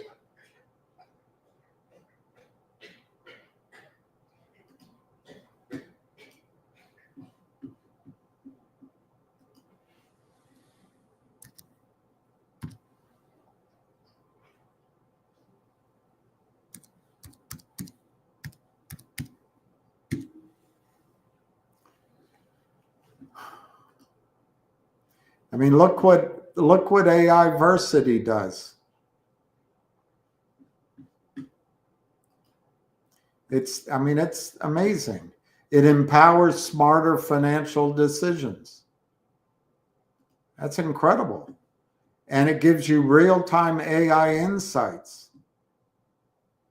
It's an advanced financial tools using the latest in AI technology. What could be better than that? To help users to get quick, accurate insights into global financial markets. You're not limited just to the United States. This gives you access to global markets. It pulls data from various sources, and it gives you easy to understand tools. It helps traders make smart decisions with real-time information, predictive analysis, and it's all done in a user-friendly experience.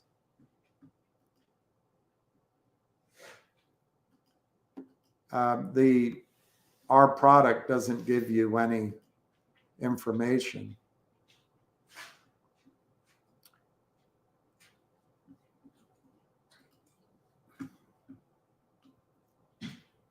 So Versity is at the forefront of EdTech. AI Versity is transforming the financial sector. This company is transforming the financial sector through AI-driven educational solutions. AI Versity is leveraging cutting-edge generative AI to deliver personal learning experiences, empowering both individuals and businesses to upskill, stay agile, and embrace continuous professional development. AI Versity's mission is to create impactful, custom learning experiences that help our users thrive in an ever-evolving professional environment. By combining technology with educational expertise, AI Versity equips you with the tools to stay ahead adapt quickly, and achieve sustainable growth.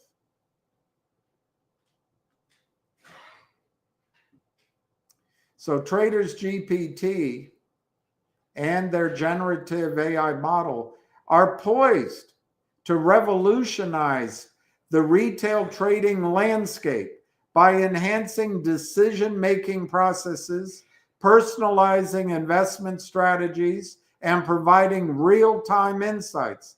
This will empower retail investors to navigate the complexities of financial markets with greater confidence and efficiency, as retail traders increasingly seek tailored, data-driven solutions.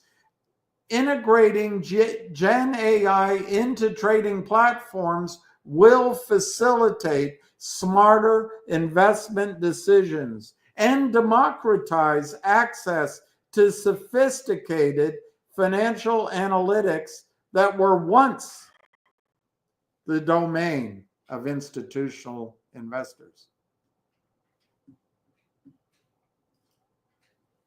So I think you can agree with me, ordinary angler, that this product is revolutionary and transformative, and it's going to change the entire financial landscape. I mean, it's incredible. So this kind of company coming on, I wouldn't say they're throwing us under the bus. It's fantastic. But they are taking control of GTII. You won't have control anymore. So you've got 330 million shares, and we still will. So that's good, I guess. 1,000 shares, which I think represents 100 million shares of common, I think. That bit of translational analysis confused me a little bit. They have 1,000 shares. It said 500 million preferred, but then it said 50,000. But then they said each share is worth 1,000. So anyway, I think maybe just maybe there's some sort of analysis that it's equivalent to a lot of common stock. Doesn't matter. The preferred is supra common. It has control of the company. We don't. It has voting control. We don't. And it's ahead of us in liquidation. So perhaps it's irrelevant what they do next. But my opinion is the next thing we'll hear about is there'll be a merger of a media company or a Bloomberg type company.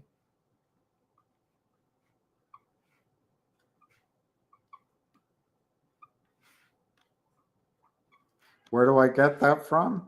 It's what Ham said on. That's what Ham said on the call the other day. So let's say they merge in a Bloomberg type terminal company, and we get to keep, let's say we get to keep 10% of that company. That means 330 million is 10%. So there'll be 3.3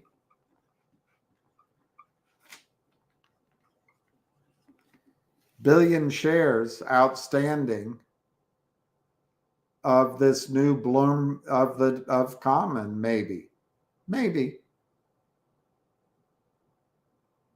Now, let's pretend they don't do a reverse split to help out the criminals. Well, if we have 10% of that, and remember, of that 10%, the receiver has 5%. So we don't know if it'll be 5%. We don't know that. It'll be a lesser percent. He'll have, I mean, of the 330 million they recovered 200 and some million. So he'll have 10 million shares of the 330. So it's a significant portion. But anyway, we'll have with him, with the receiver probably as one of the largest shareholders, we will control 10% of this Bloomberg company. Let's say that the Bloomberg company goes to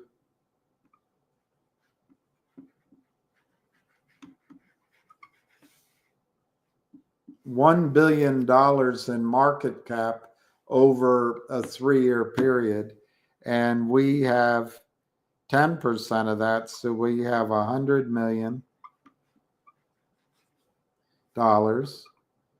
divided by our 330.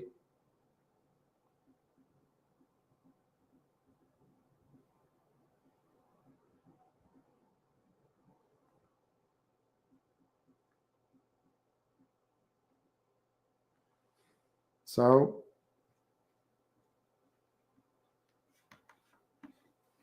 that would be worth 33 cents a share. I divided it by 300 million. So that's 33 cents a share.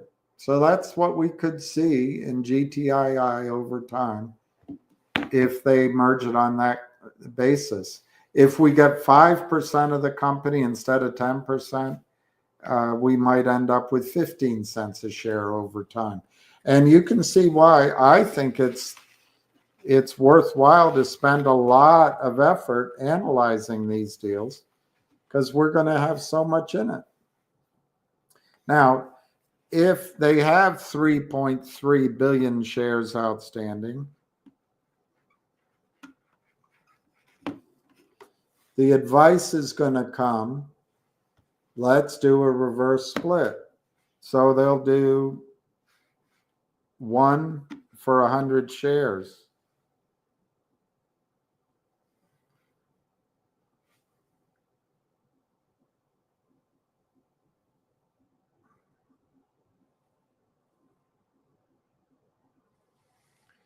Maybe.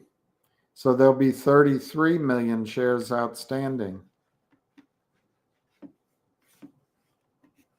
after they do the reverse split. You know what that does for Alpine and John Hurry and the Kramers clients? 95% of the money that's at the prime brokers can be released without having to pay taxes, without a 1099. Because they don't need to maintain against 3.3 billion shares. They need to maintain 33 million. Now, your point is, well, I'm not correct. They don't have 3.3 billion, whatever. I don't know what they have. This is the company's translation. But the point is, whatever number of shares they have short, it'll be reduced. And they get to take their money out, and there'll be no short squeeze. So I think I've been reasonably positive and entirely optimistic that the company that comes in will be worth $1 billion in market cap over 3 years. And if we have 10% of the company, we'll have 15 cents per share. I don't know what that'll mean to each of you. I think it'll mean $1.5 million to the receiver, which is he did a lot of work. He deserves $1.5 million. I think it'll probably mean a big reward to the whales, but I don't know. There's no formula to figure out what they'll get.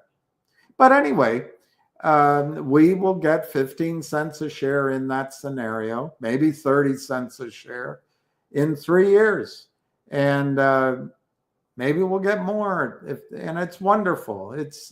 Let's spend more time on it. Let's talk about it. Let's go over it. Let's spend 45 minutes a day talking about it. And if we do it for the next 3 or 4 years, maybe we'll get some of our money back.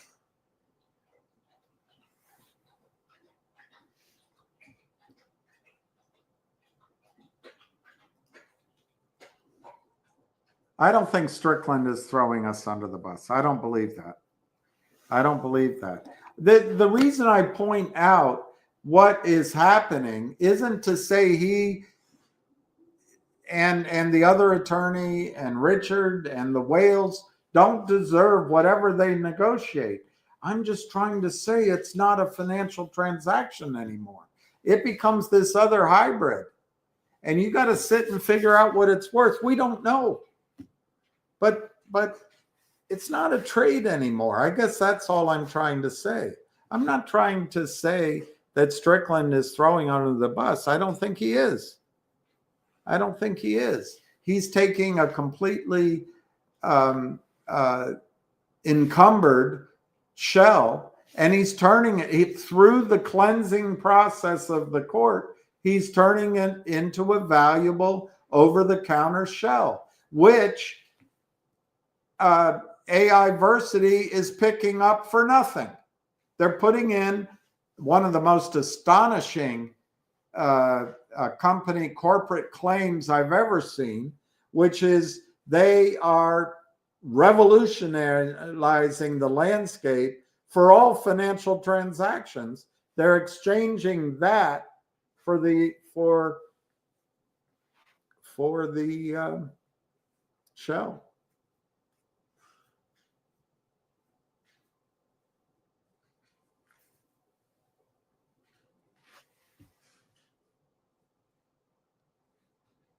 I agree with you, Peter, on that. It's not so much they would cherry pick the votes. It's that they would talk to the broker dealers. I don't know who has all the stock. Maybe it's Alpine. And they would just say what the vote was. Corporate governance has been destroyed by the short sellers. And Gary Gensler and Ann Wagner don't care.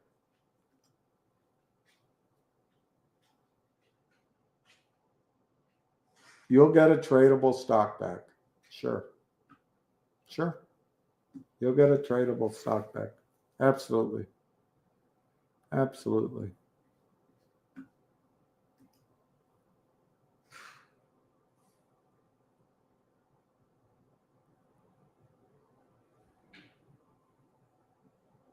Oh, that'd be interesting if everyone signed up and we got a share count. That's it. And maybe AI would help get that done. That's an interesting idea.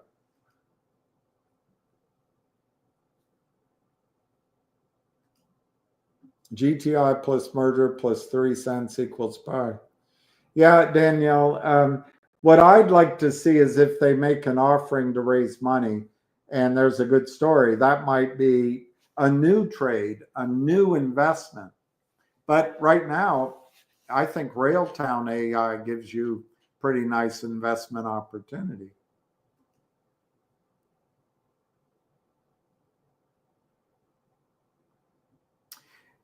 If you buy GTII in the expert market, you're going to be raped, my opinion. But it's still, if you want to do it, it's still there available to you. Tradable in March, yeah. Ham said it'll trade in March, yeah. I don't know. We'll find out. Hey, what a great dog. Happy dog, not dying, not pooping. John Forster is the CEO. That's right.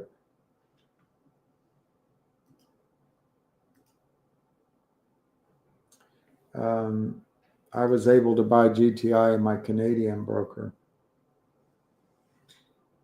Will the Kramers and I don't think so. I don't think they're going to prison.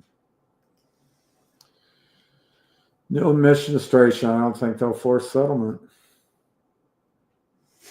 Is the AI company aware of the Alpine short? Possibly. And so ordinary, if they are, they have two avenues. One is they leave it there and they seek to benefit from the short the way Popcorn did and GME did.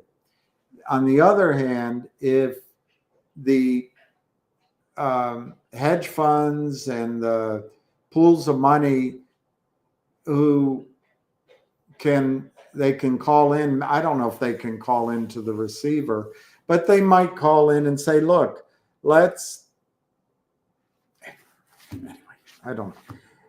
I think there's going to be pressure to reverse split. Once that happens, Alpine isn't in trouble anymore.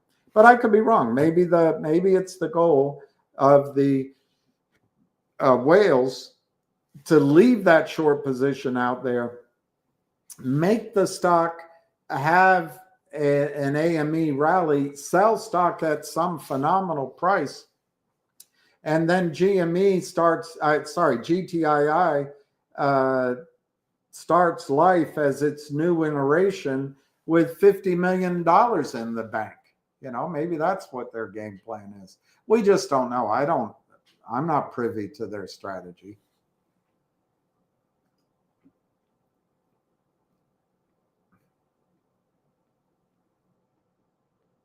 Yeah, I'd buy Infinite.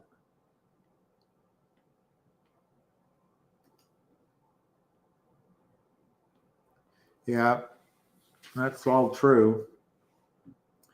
All right, guys. It's 5 o'clock. And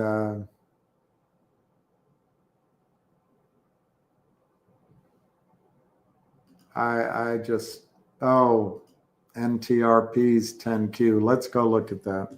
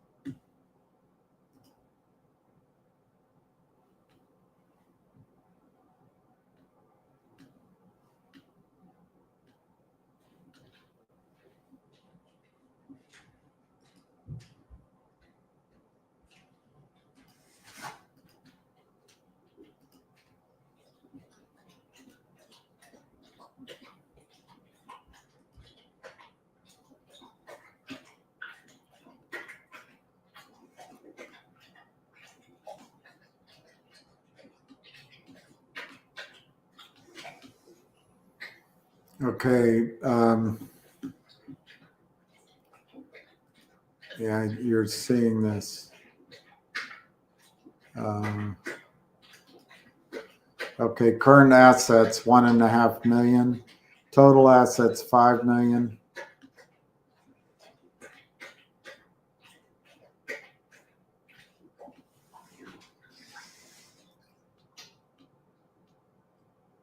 Operating loss per share.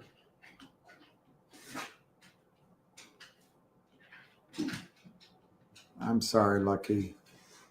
I'll give you more food so you can poop it out right away.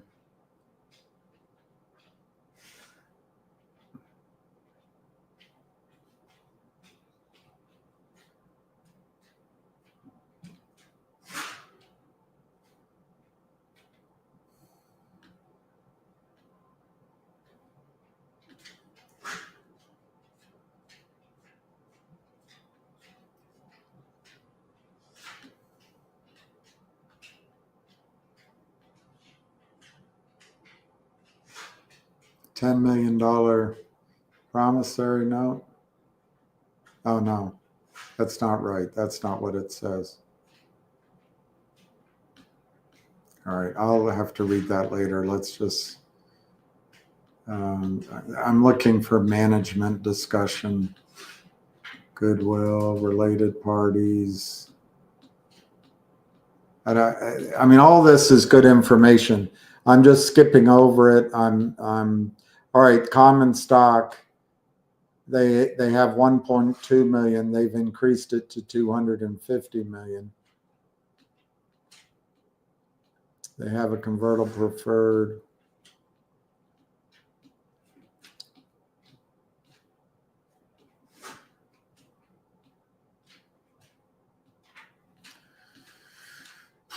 There is no management discussion, I guess. There's a warrant out there.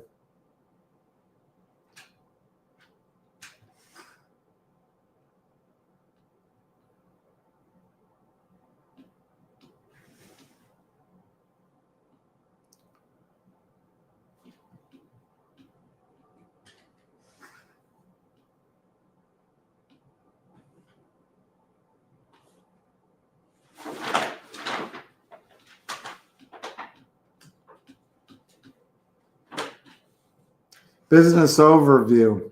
Nexttrip is an early-stage technology-driven travel company building next-generation solutions to power the travel industry. With a suite of brands including Nexttrip Vacations, Travel Magazine, and Compass TV, we aim to inspire and empower travel while curating personal experiences, both for leisure and business travelers. Our proprietary Next 2.0 booking engine offers extensive inventory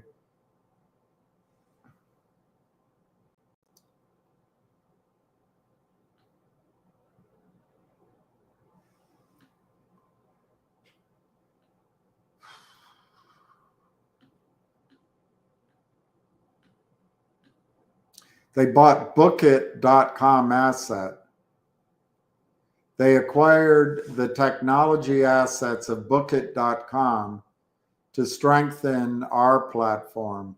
Bookit was a popular online travel platform generating over 400 million in sales, but it ceased to operate during the pandemic. NTRP not only gained a proven booking technology, but also a database of millions of opt-in users and staff and relationships with hotel groups. They've integrated it.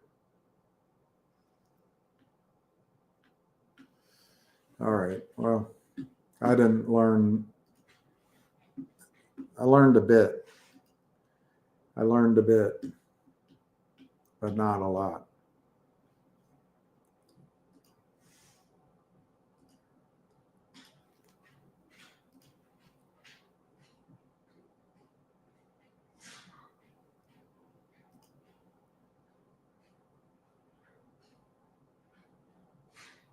Doug, I think I've been pretty, the best way to describe my reaction has been nonplussed in both the British sense and the American sense of that word.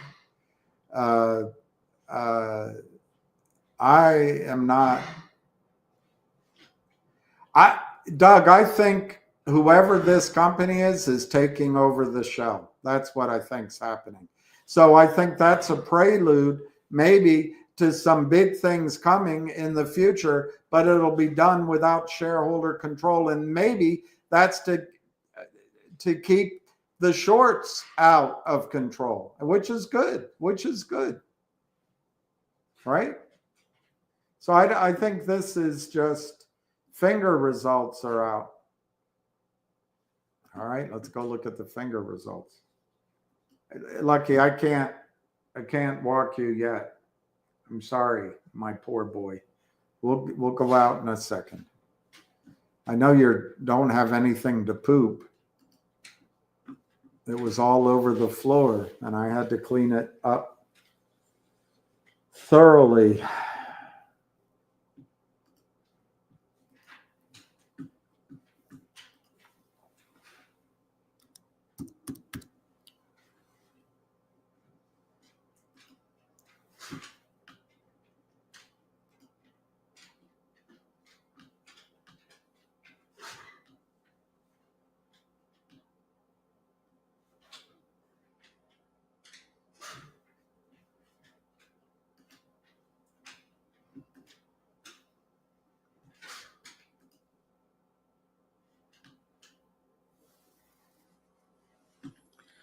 Okay, let me just see if you're seeing this.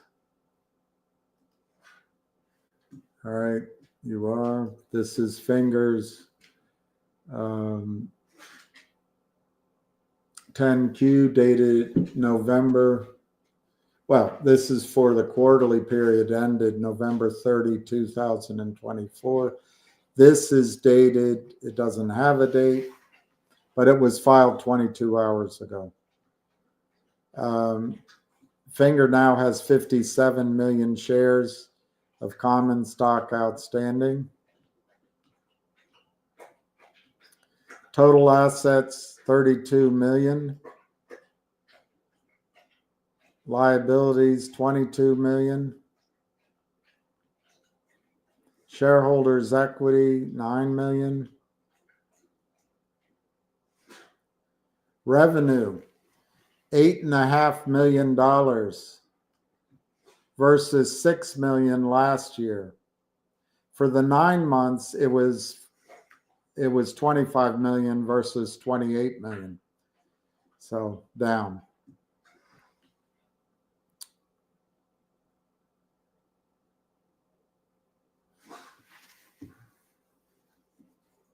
The net loss is less.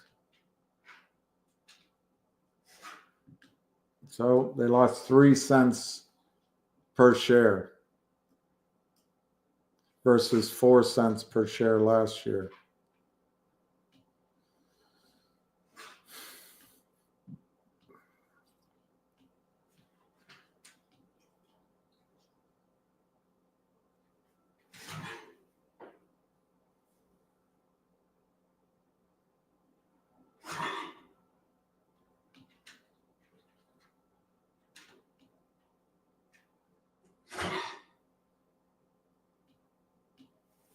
I guess that medicine's not helping yet, huh?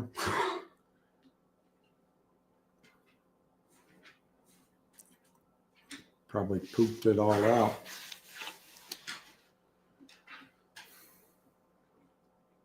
There's a lot to digest here. So I'll have to read it later. The company adopted revenue from contracts, the retrospective approach. The company recognizes revenue from providing hosting. Anyway, I don't have time to study all that.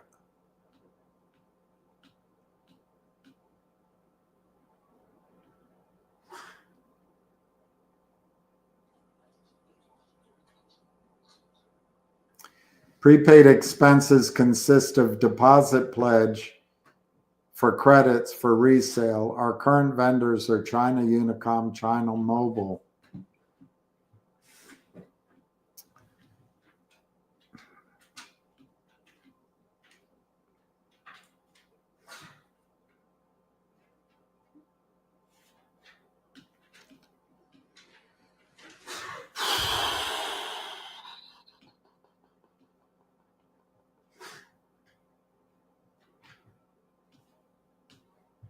Lucky.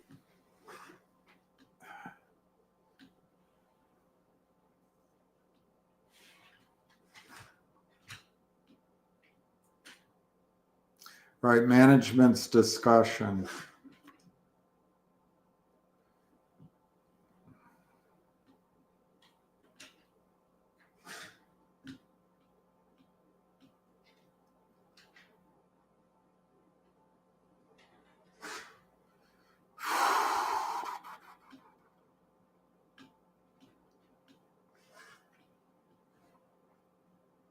I don't see anything new here.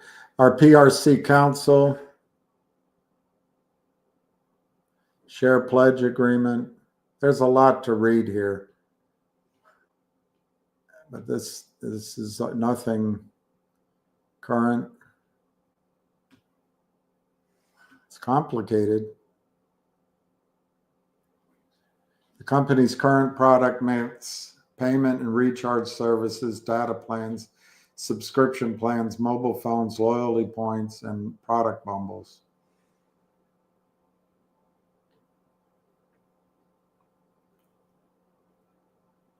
The B2B model,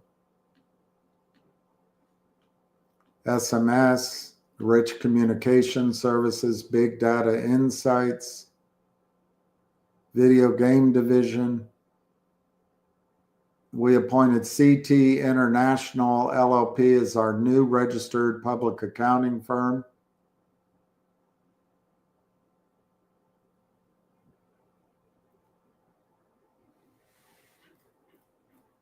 Our revenue was 8.5 million. Cost of revenue, 8 million. Total operating, 2 million. other income expenses. So they lost 3 cents per share. Their revenue came 8.5 from the telecommunications. That's the top-up business. 44,000 from MMS. We recorded 8.5 million in revenue for the 3 months ended November 30, 2024, an increase of 2,393,000 or 39% compared to the 3 months ended November 30, 2023. This increase resulted from an increase in revenue of 2,362,000 and 36,000 from our telecommunications products and services and SMS businesses, respectively, offset by decreases in revenue of $5,000 from our big data business. We principally earn revenue by providing mobile payment and recharge services to customers of telecommunication companies in China. Specifically, we earn a negotiated rebate amount from the telecommunication companies for all monies paid by consumers to those companies that we process.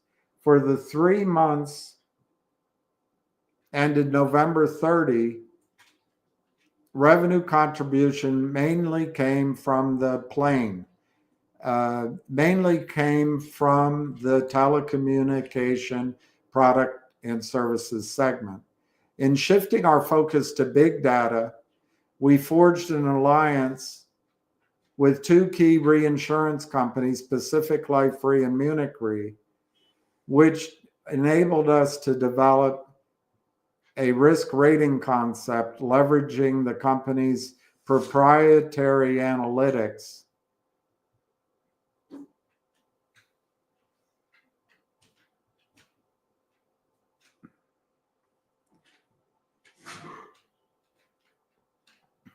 And algorithms, new insights. Our goal is to create, for both insurers and end consumers, is to create value. Munich Re, we are now actively working on promoting our data capabilities to customers, so they're actually marketing it. Our gross profit was $443,000, a decrease of 30% compared to a year ago. We depreciated $11,000. We had these expenses, accounting, which was high because they had to redo 2 years. Consulting, $224,000, which is down from $800,000. Entertainment, IT, rent, salaries, which is up. Technical fee, traveling, which is slightly up. Others, down. So 1.5 million. We had marketing costs, 140,000. Research and development costs, 146,000. Sapientus made great strides in 2023. We incurred fees of share issuance for consultants in consideration for services of 179,000. I guess that was issued in shares. I don't know who that is, but I'm guessing it's those guys he does interviews with, the IR guys. Anyway, there's 2 or 3 of them out there. Net loss, 1.7 million. That decrease in net loss is 15%.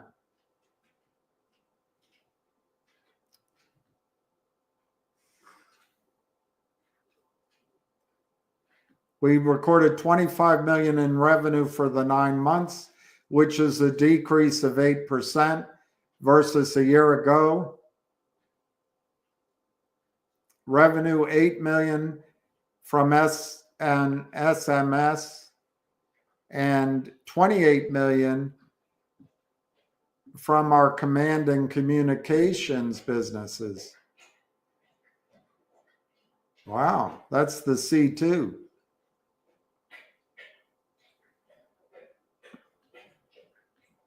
I would ask a question about that.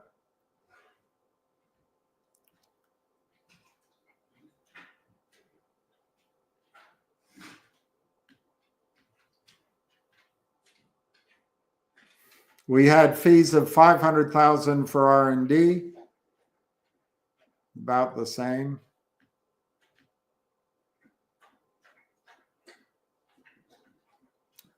We incurred fees of 600,000 in share issuance for consultants. The rationale for awarding these consultants and advisors is to minimize the use of cash.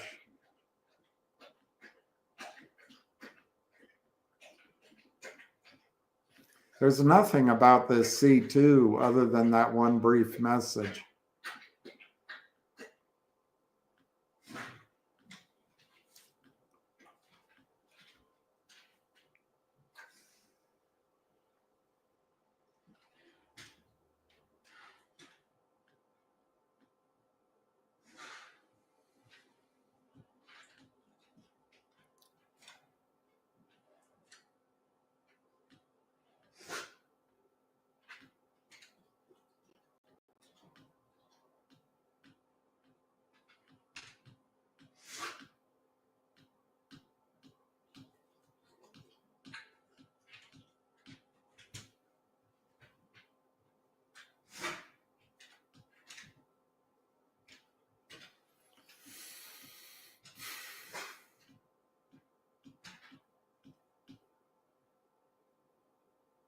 Uncertainties with respect to the PRC legal system could limit legal, these are all the risk factors.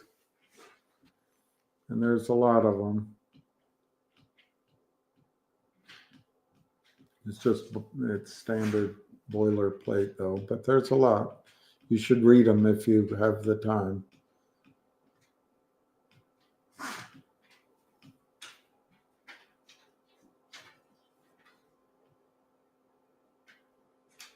That's it.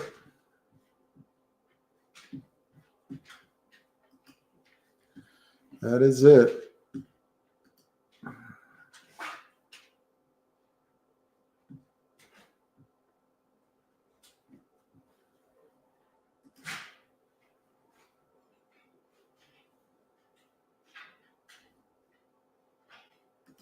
That's a pretty, I skipped over that, but I didn't see the difference, but you're right.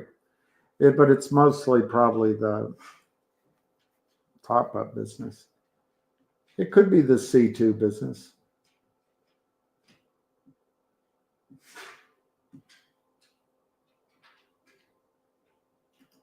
Yeah, I agree with you, Frankie. Thank you for finding that. I didn't see it. Thank you very much.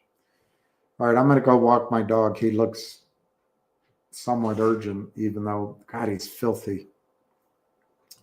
I just paid, I don't know, $100 to get him bathed. All right, I'm going to sign off. So cheers to everybody.